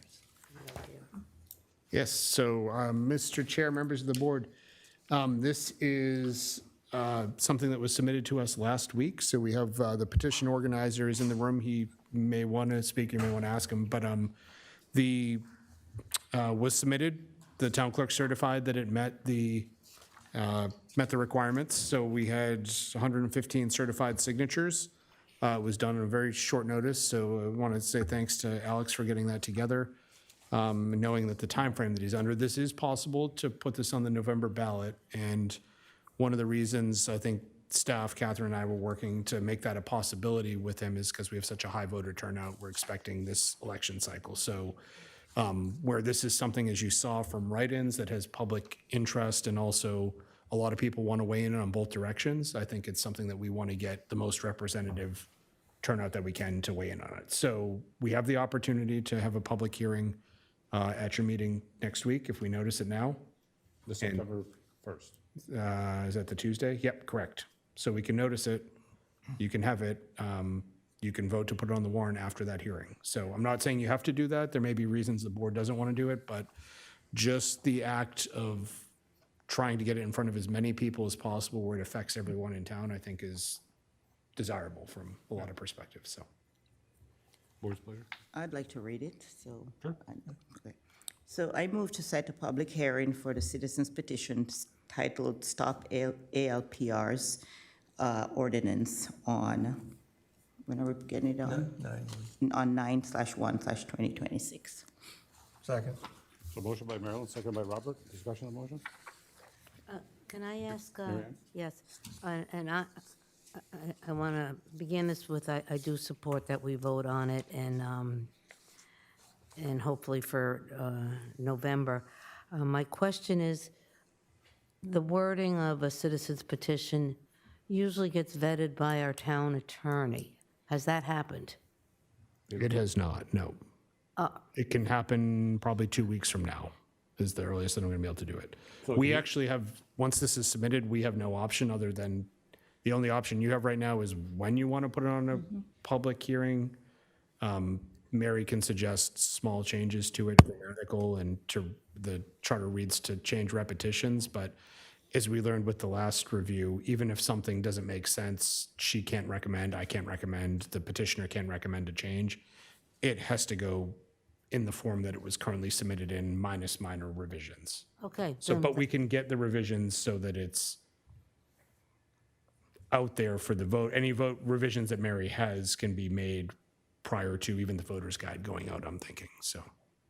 That would just be my one concern, that we typically have our town attorney review it. The charter requires it. And with reading through it, it looked very clear to me, and I would support the public hearing and the vote in November also. I just wanted to make sure we weren't making an exception to the rule because of the short time No, period. it has to be reviewed by actually a representative of the petitioners group, which will probably be Mr. Fedek, myself, and the town attorney, the final version that moves forward. So we don't have, that's not optional for No, us. it came in last week. While we were having the leadership meeting with the manager, we made the decision, bring it to the board. I mean, Great. at the time of this. Yeah, I mean, if it was a day later, it wouldn't be here in front of you, but it made the, Yep. kind of your rough timeline. Anything else? We have, Marla? Yeah, I'm supportive of public hearing on the 1st and then putting it to the November ballot. I think, however, we have sort of two, not issues, but potential actions, and moving forward with this citizens petition is one of them, but then the second one is, do we as a select board want to take action on this matter? And I've been asking for a while for a report from the PD about their experience with the flock cameras and other matters over the last 6 months. And so I really look forward to that. It sounds like it's scheduled for early September. And following that discussion, and maybe we can have a discussion about whether we're interested in taking action independently of this. So I just wanted to throw that out. We haven't been ignoring the issue. But I think it's important that we hear, we've heard from citizens, I think it's important that we hear from our police department that utilizes the technology, and then we can have a discussion about if there's anything we want to do independently. And another action item related to this is preference votes for ordinances, which will also likely be on that same day. So these are voter guide preference votes. These don't go on the ballot except for budget item. If there is a budget item that ends up being forwarded after tomorrow night's meeting, you'll have a preference vote on that. The budget committee will have a preference vote on that. But these would be voter guide preference votes. So you would be able to take a preference vote after having some discussion on the 14th. I think the more information we have for that purpose as well, the better. Yeah. So I look forward to hearing from our police department. Anyone else? So we have a motion and a second? Call the vote. Robert? Yes. Marilyn? Yes. Marla? Yes. Marianne? Yes. Chair votes yes. Motion carries 5-0. So there'll be a public hearing on September 1st, 2026, here at the York Public Library. Okay. New tube, notice of violation, 35 US Route 1. Harry Norton, Director of Code.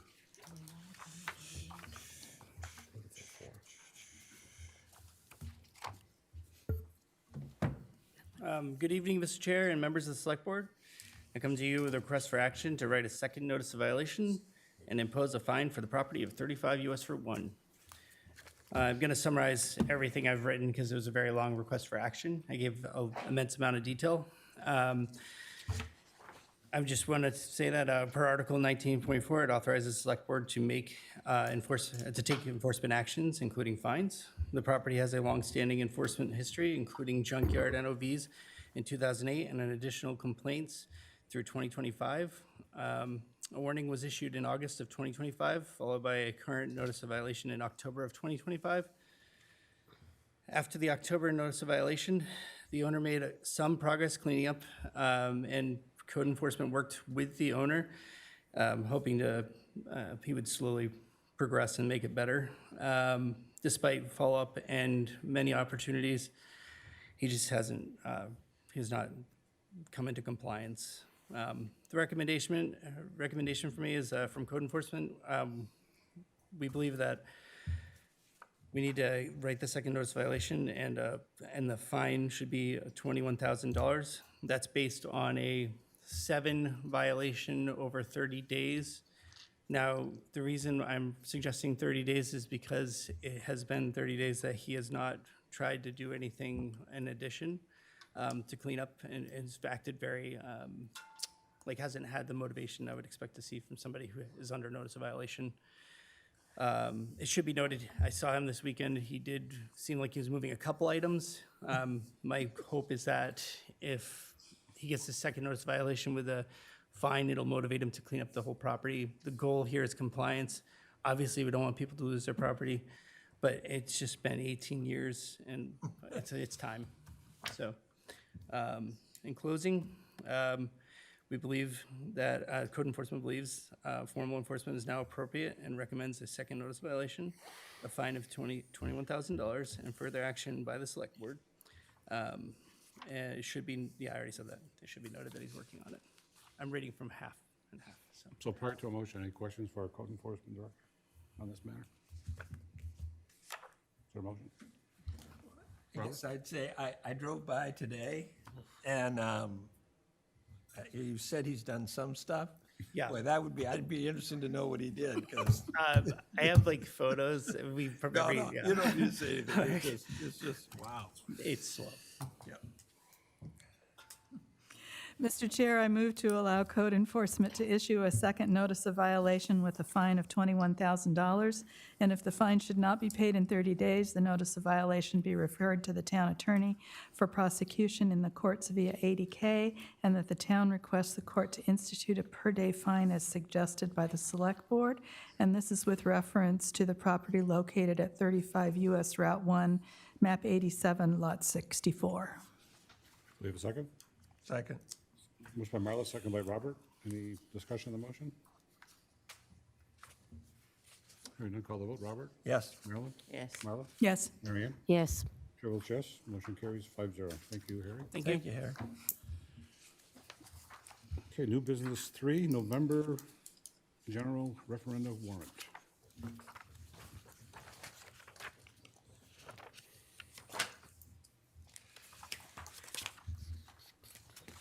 So I'll just add real quickly that there are 2 potential items that would go on to this. So you're approving kind of what the standard is right now. The Budget Committee may choose to act on the recommendation after tomorrow's meeting, that you forwarded the budget recommendation.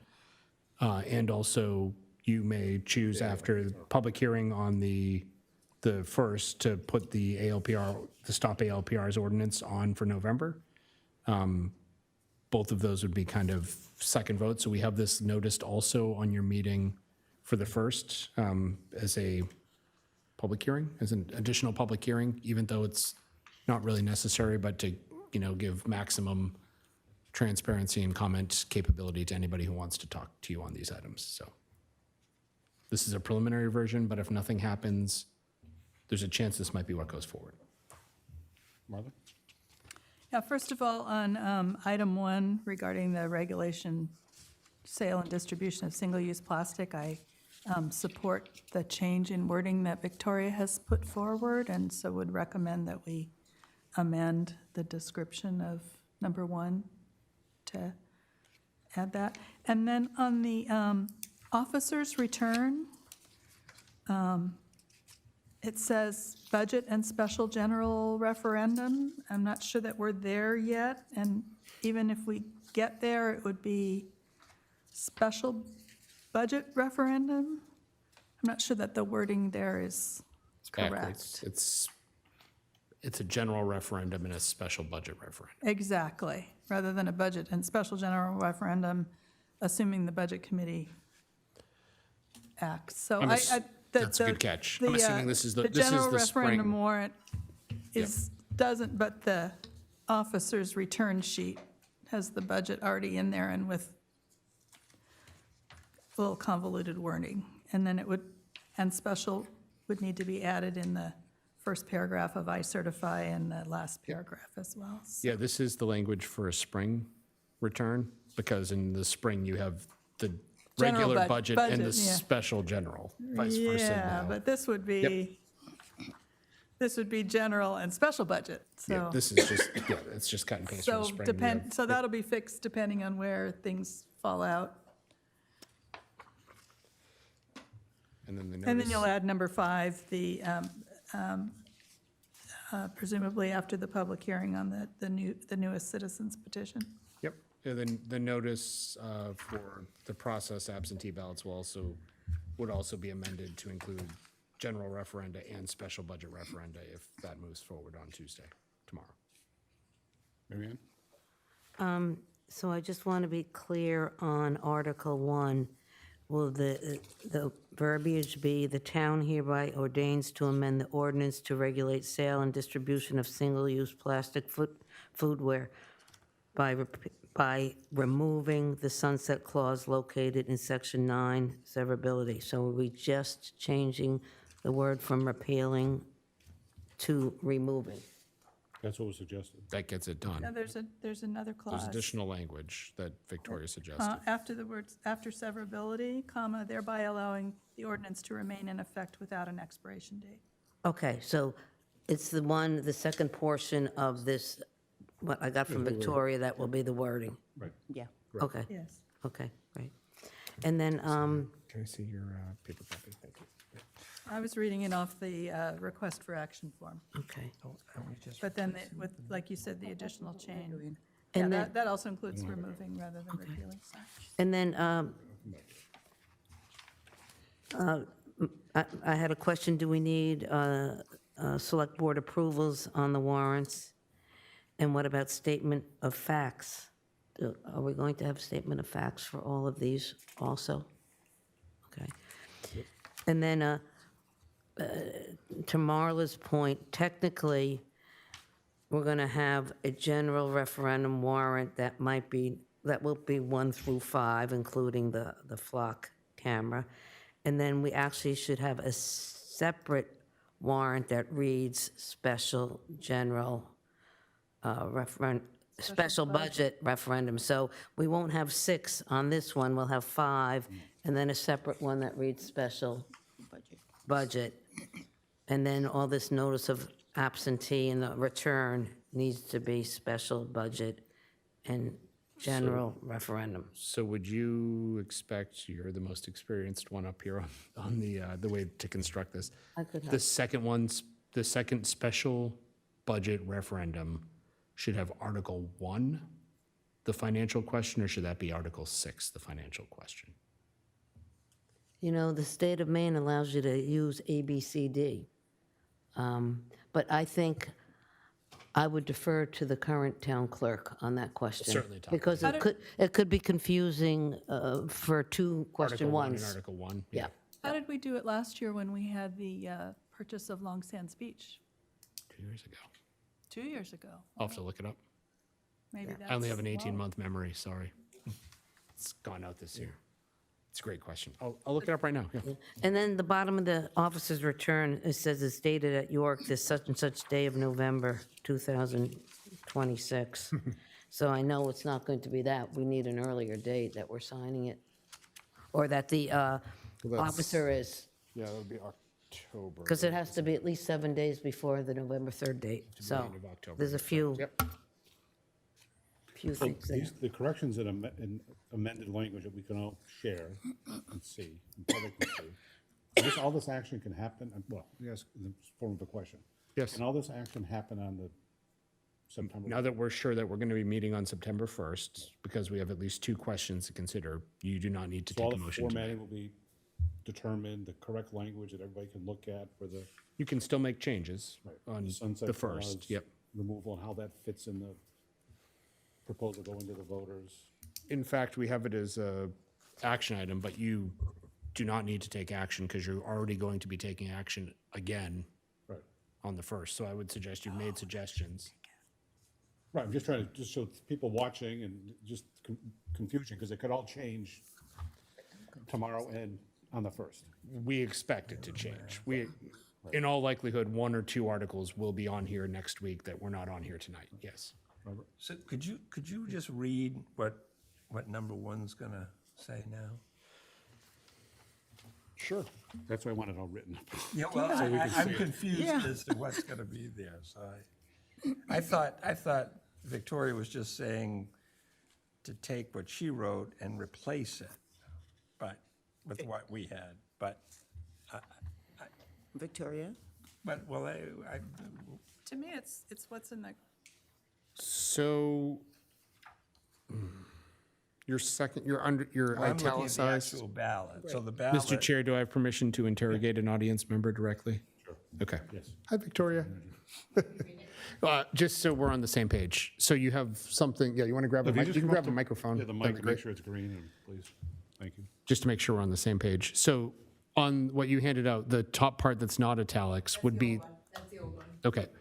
And then, so I would leave the town hereby ordains to amend. So the language, because I think we have to, our charter claims that or it stipulates those first couple words. The ordinance to regulate yada, yada, yada, single-use plastic foodware. And then I'm going to use everything in the italics version that Victoria had by removing its sunset clause in section 9 severability, thereby allowing the ordinance to remain in effect without an expiration date. Oh, there we go. Oh, okay. Which is in the action. That's what you're looking for? Yes. Is that what everyone's understanding is? In the action. Well, it is now. Now Correct. it is. No, Okay, okay. thank you. Sorry to call you up again. So this will come back on the 1st, Yes. and we could take final action on that with possibly 2 additional items. There will likely be 2 ordinance, or 2 articles. There'll definitely be 1, because you've scheduled a public hearing on the Stop ALPR's ordinance. There'll likely be 2, depending on what the Budget Committee does tomorrow night. And could I ask, how about the wording for the flock cameras? That would be added at the. That was gonna be, that's that gonna would be be added next at time, the September 1st. September 1st. we'll work on that this week. So very, I just wanna make so sure. very similar to Article 4, the town hereby ordains to enact an ordinance titled Stop ALPRs, as submitted by citizens petition. Okay. Just want to make sure. Yep, so it would happen at that first meeting, and all Okay. this would happen there, is what I'm just trying to Yep. So 5, that'll, manage the matter. that is definitely going to be Article 5 on the revision, because you're hearing it as a hearing, and it's like, I can't say you've guaranteed that it'll move forward in November, but it's like, it will move forward at some point, whether it's November or at a later date, it has to. And then the special general with either Article 6 or Article A or something that's not confusing, correct? Does the board understand the? Special So budgets. no action tonight, it'll happen on the 1st of November at some point in this meeting room. Can't tell you the hour, but something will happen. Can I, Yes, Mary? the ordinance itself, the Stop ALPR ordinance, it's short in general. And I know you have choices of whether you can include a whole ordinance in a ballot or just do basically by reference, like it's been, like what we just voted on, the body of those changes are not going to be on it. The town clerk will have that at the polls, or if people want to look at it, they probably could look it up online. Would it make sense where this is new to put the whole body of it on the warrant? That's kind of what I was. I think it would was be thinking. helpful to people. I'm thinking, though, that we should be consistent between, because we have 2 citizens petitions, and the other one is quite lengthy, as I recall. That's the part that got me. That's yeah. the challenge, I think. I was picturing them being in the voter guide. Everything will full be, language. yeah, everything will be in the voter guide, the full text of all the ordinances. Well, I kind of think since it's a citizen's petition, the person is here who actually submitted that. Is it okay to ask, just to say this is what he wants, or the whole petition? Yeah, you could. We can ask, or we can ask them at the public hearing on the, Yeah, okay. whatever. I would like to ask you now. Yeah. Yeah, up there, please. Yep. Up there. Alex, Go up here. up there. Just for the camera, it's easier for the camera. Alex Vedek. Hi, so I will take your advice for the most part. I require that the end effect remains the same for conditions like 1 and 2, which is 1, be able to permit that the vote passing would remove the entirety of the flock system. And number 2, that going forward, any ALPR style device must have majority voter approval on the larger referendum done in town. So that's the February budget one. Correct me if I'm wrong. That's, the May is usually the largest, but November is the largest turnout. Oh, okay, But the so- May But general. I'd like it on the largest one. I might have that term incorrect, so the most eyes have the chance to get views on it, so that something so impactful as waiving your rights to privacy has a chance to go in front of as many people as possible. I am not too particular on the wording or the definitions.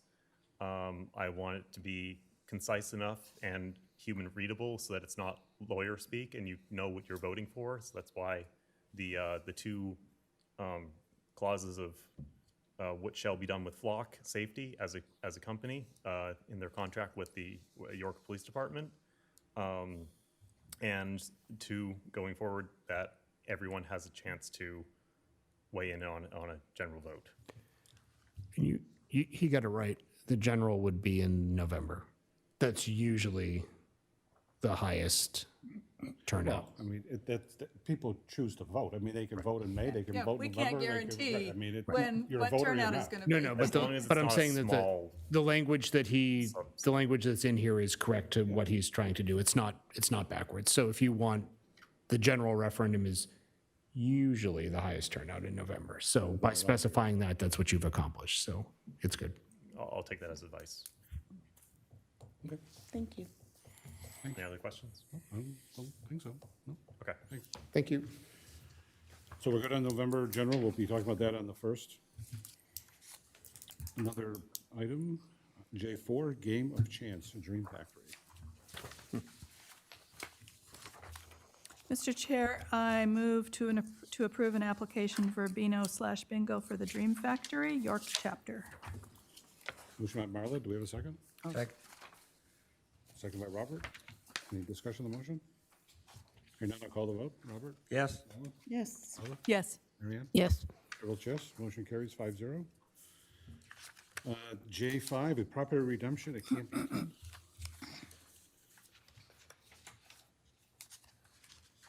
Mr. Chair, I move to approve the property redemption of tax map 0040, lot 0061-0022, located at 22 Camp Eaton, as requested, subject to all conditions being met and all taxes, interest, and administrative costs paid in full by no later than October 24, 2026, with cash or certified bank check. Motion by Marla, do we have a second? Second. Second by Marilyn, any discussion on the motion? Hearing none, I'll call the vote. Robert? Yes. Marilyn? Yes. Marla? Yes. Mary Ann? Yes. Chair votes yes, motion carries 5-0. Board and committee action, there are no board and committee actions this evening. Future agendas?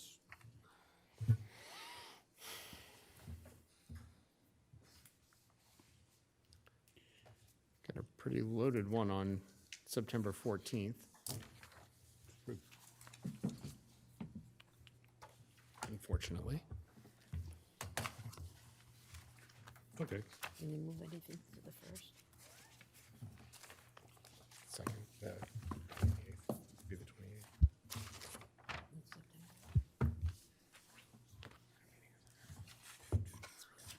don't have the same that he's looking at. Was that? Yeah, the agenda I have doesn't have it. Yeah, that's good, thank you, yeah. Okay, so for the 14th, they were currently looking at a follow-up with short-term residential rentals, voter guide approval and review, potential conversation about about a charter revision. York Land Trust is scheduled to come in and do their report, and that's all we have right now. We have pre-approval of Stedman Woods transfer. We're gonna have a lot ready for that. So York Land Trust and Historical Society, or Old York, are both planning to be here for that meeting. So is that also the York Properties MOU, or is it more the Stedman Woods project? It's Stedman Woods, all, yeah. So we have a deed that's being drafted right now that we'll have a version of for you. We have a finished conservation easement. We'll have a report on where we're at with the survey, which is maybe underway this week. So they were planning, Old York was gonna try to get board approval for deed language if we get that in time, the town as well. So the only thing that the select board has to do here is approve the conservation easement language. So we had, that's finalized. We're bringing that in for your review. We've already talked about it before once a while ago. Approve that, approve its execution. And then we would have deed language, which you do not need to approve, but you do need to authorize me to sign it if you so wish to do that on behalf of, nope, because we'd be the recipient. So we just have to approve in concept. Old York is the grantor, would have to approve the deed language. So, and then approve the closing on the property, authorize me to close on the property. That it's the judgment call that the select board had to make by the warrant article language was that there had to be a conservation easement satisfactory to the select board before the town could accept the deed. So that requires a positive vote, or at least a positive review, and yep, that's satisfactory to the select board. Any others? So that'll be our next meeting? Well, 14th. Next regular meeting, yep. Some of those items, maybe we should talk about some of the smaller items that are on the radar, whether, I think Mary Ann just made a great suggestion. Can some of them come forward to the 1st? Can some of them move up to the 28th? Back, but. Right. Well, we'll have that chat, I guess, Wednesday. Yep. Any other items? So I did have a communication with Heather Campbell of the Budget Committee, just raising it's on the radar too, but a joint meeting with our board and the Budget Committee to just talk about expectations moving forward with capital planning, how that's gonna work out, some bigger picture and scoping between the two boards. So we'll have to just set that up, whether that's she offered to come to one of our meetings, or we could go to one of their meetings. So it's just gonna have to have the manager sort out schedules that work for folks, and this diocese of travel and their end, and I told her I would work on sorting that out. So we'll work on that. Do you know if they're doing the same with the schools? So there's a whole big picture of, I didn't ask. They've done that in the Okay. past, but we can certainly ask that question. Or the schools could even come too for a portion of it. So I had an informal, this is not a commit, but the superintendent indicated that the school would be reaching out to talk with us about capital items before the capital program. So There you go. So, I don't have an exact date on that, but it's on the school committee's radar and the superintendent's radar, so. And it's my understanding from listening to school committee meetings that they're planning to have a joint meeting with the Budget Committee next month. good, great. and then it's not a agenda item, but the manager, his CFO, myself, and Marla are going to be going to the Budget Committee meeting on Tuesday. I did indicate that to Heather as well. I know other members have indicated he may be coming, but just to, wanted some of us there just to answer questions, if any come up. But I mean, it's really, I think the manager would have those answers, but told that leadership would be there as well as some other members. So we just And that's tomorrow night? Tomorrow 7, right here. Right here, right. Yep. And when is the September 1 meeting? Tuesday, At 4 o'clock? correct. Yep, 4 o'clock. That's everyone's available at 4, right? 'Cause Yeah, there that's- was a change. I'm not. Okay. Oh, I thought your email said yes, no? No. Did I say yes? I think you did. Oh, then I'll And I'm remote. figure it out. I'll figure it out. If I have to come in remote, I will. Oh, I think I said yes, but if I can come in remote, I can come in remote as well. Okay, so we'll figure that out. Yeah, because I requested to have the remote sent to me, please. 4 Yeah. o'clock, okay. Other business? Citizens Forum number 2? Yes, sir. I think we have one that came in, too. Did one come in? Okay, let me boot up here. Hope I still have a Yes, battery yeah, left. No, we're good. I'm David Brinkman from York Beach. And I watch television. And when I'm watching a news program and there's been a plane crash, there's been a fire, there's been bad weather, and somebody has broken into somebody's house. And what you see is TV pictures that are possible because people have doorbell cameras. You go to get on the interstate and you go through and you don't have to come out with your cash because they've taken a picture of your license plate. And you go to get on an airplane and darned if you don't have to let them take a picture of your face and compare it with your license, your driver's license. So the people who are concerned about flock cameras in particular are not really paying attention to the fact that we live in a surveillance world where you have to assume that anytime you go outside your door, someone has a camera that you are going to go past every day, all the time. And they need to get over it. Because just as though we might be in a better world if nobody had ever exploded an atom bomb, it's happened. It's reality. We just have to wake up and believe it, because you can't stop it any more than you can stop cockroaches and kudzu. Thank you. Thank you. No one else, Citizens Forum number 2? Yes. Do we have one write-in? Yes. Anthony Brenna from York writes in, hello, I'd like to... Anthony Brenna from York writes in, hello, I'd like to chime in on the use of so-called flock cameras in York. Though I believe that the York PD does an excellent job serving the community, I very strongly oppose the use of flock cameras without a warrant.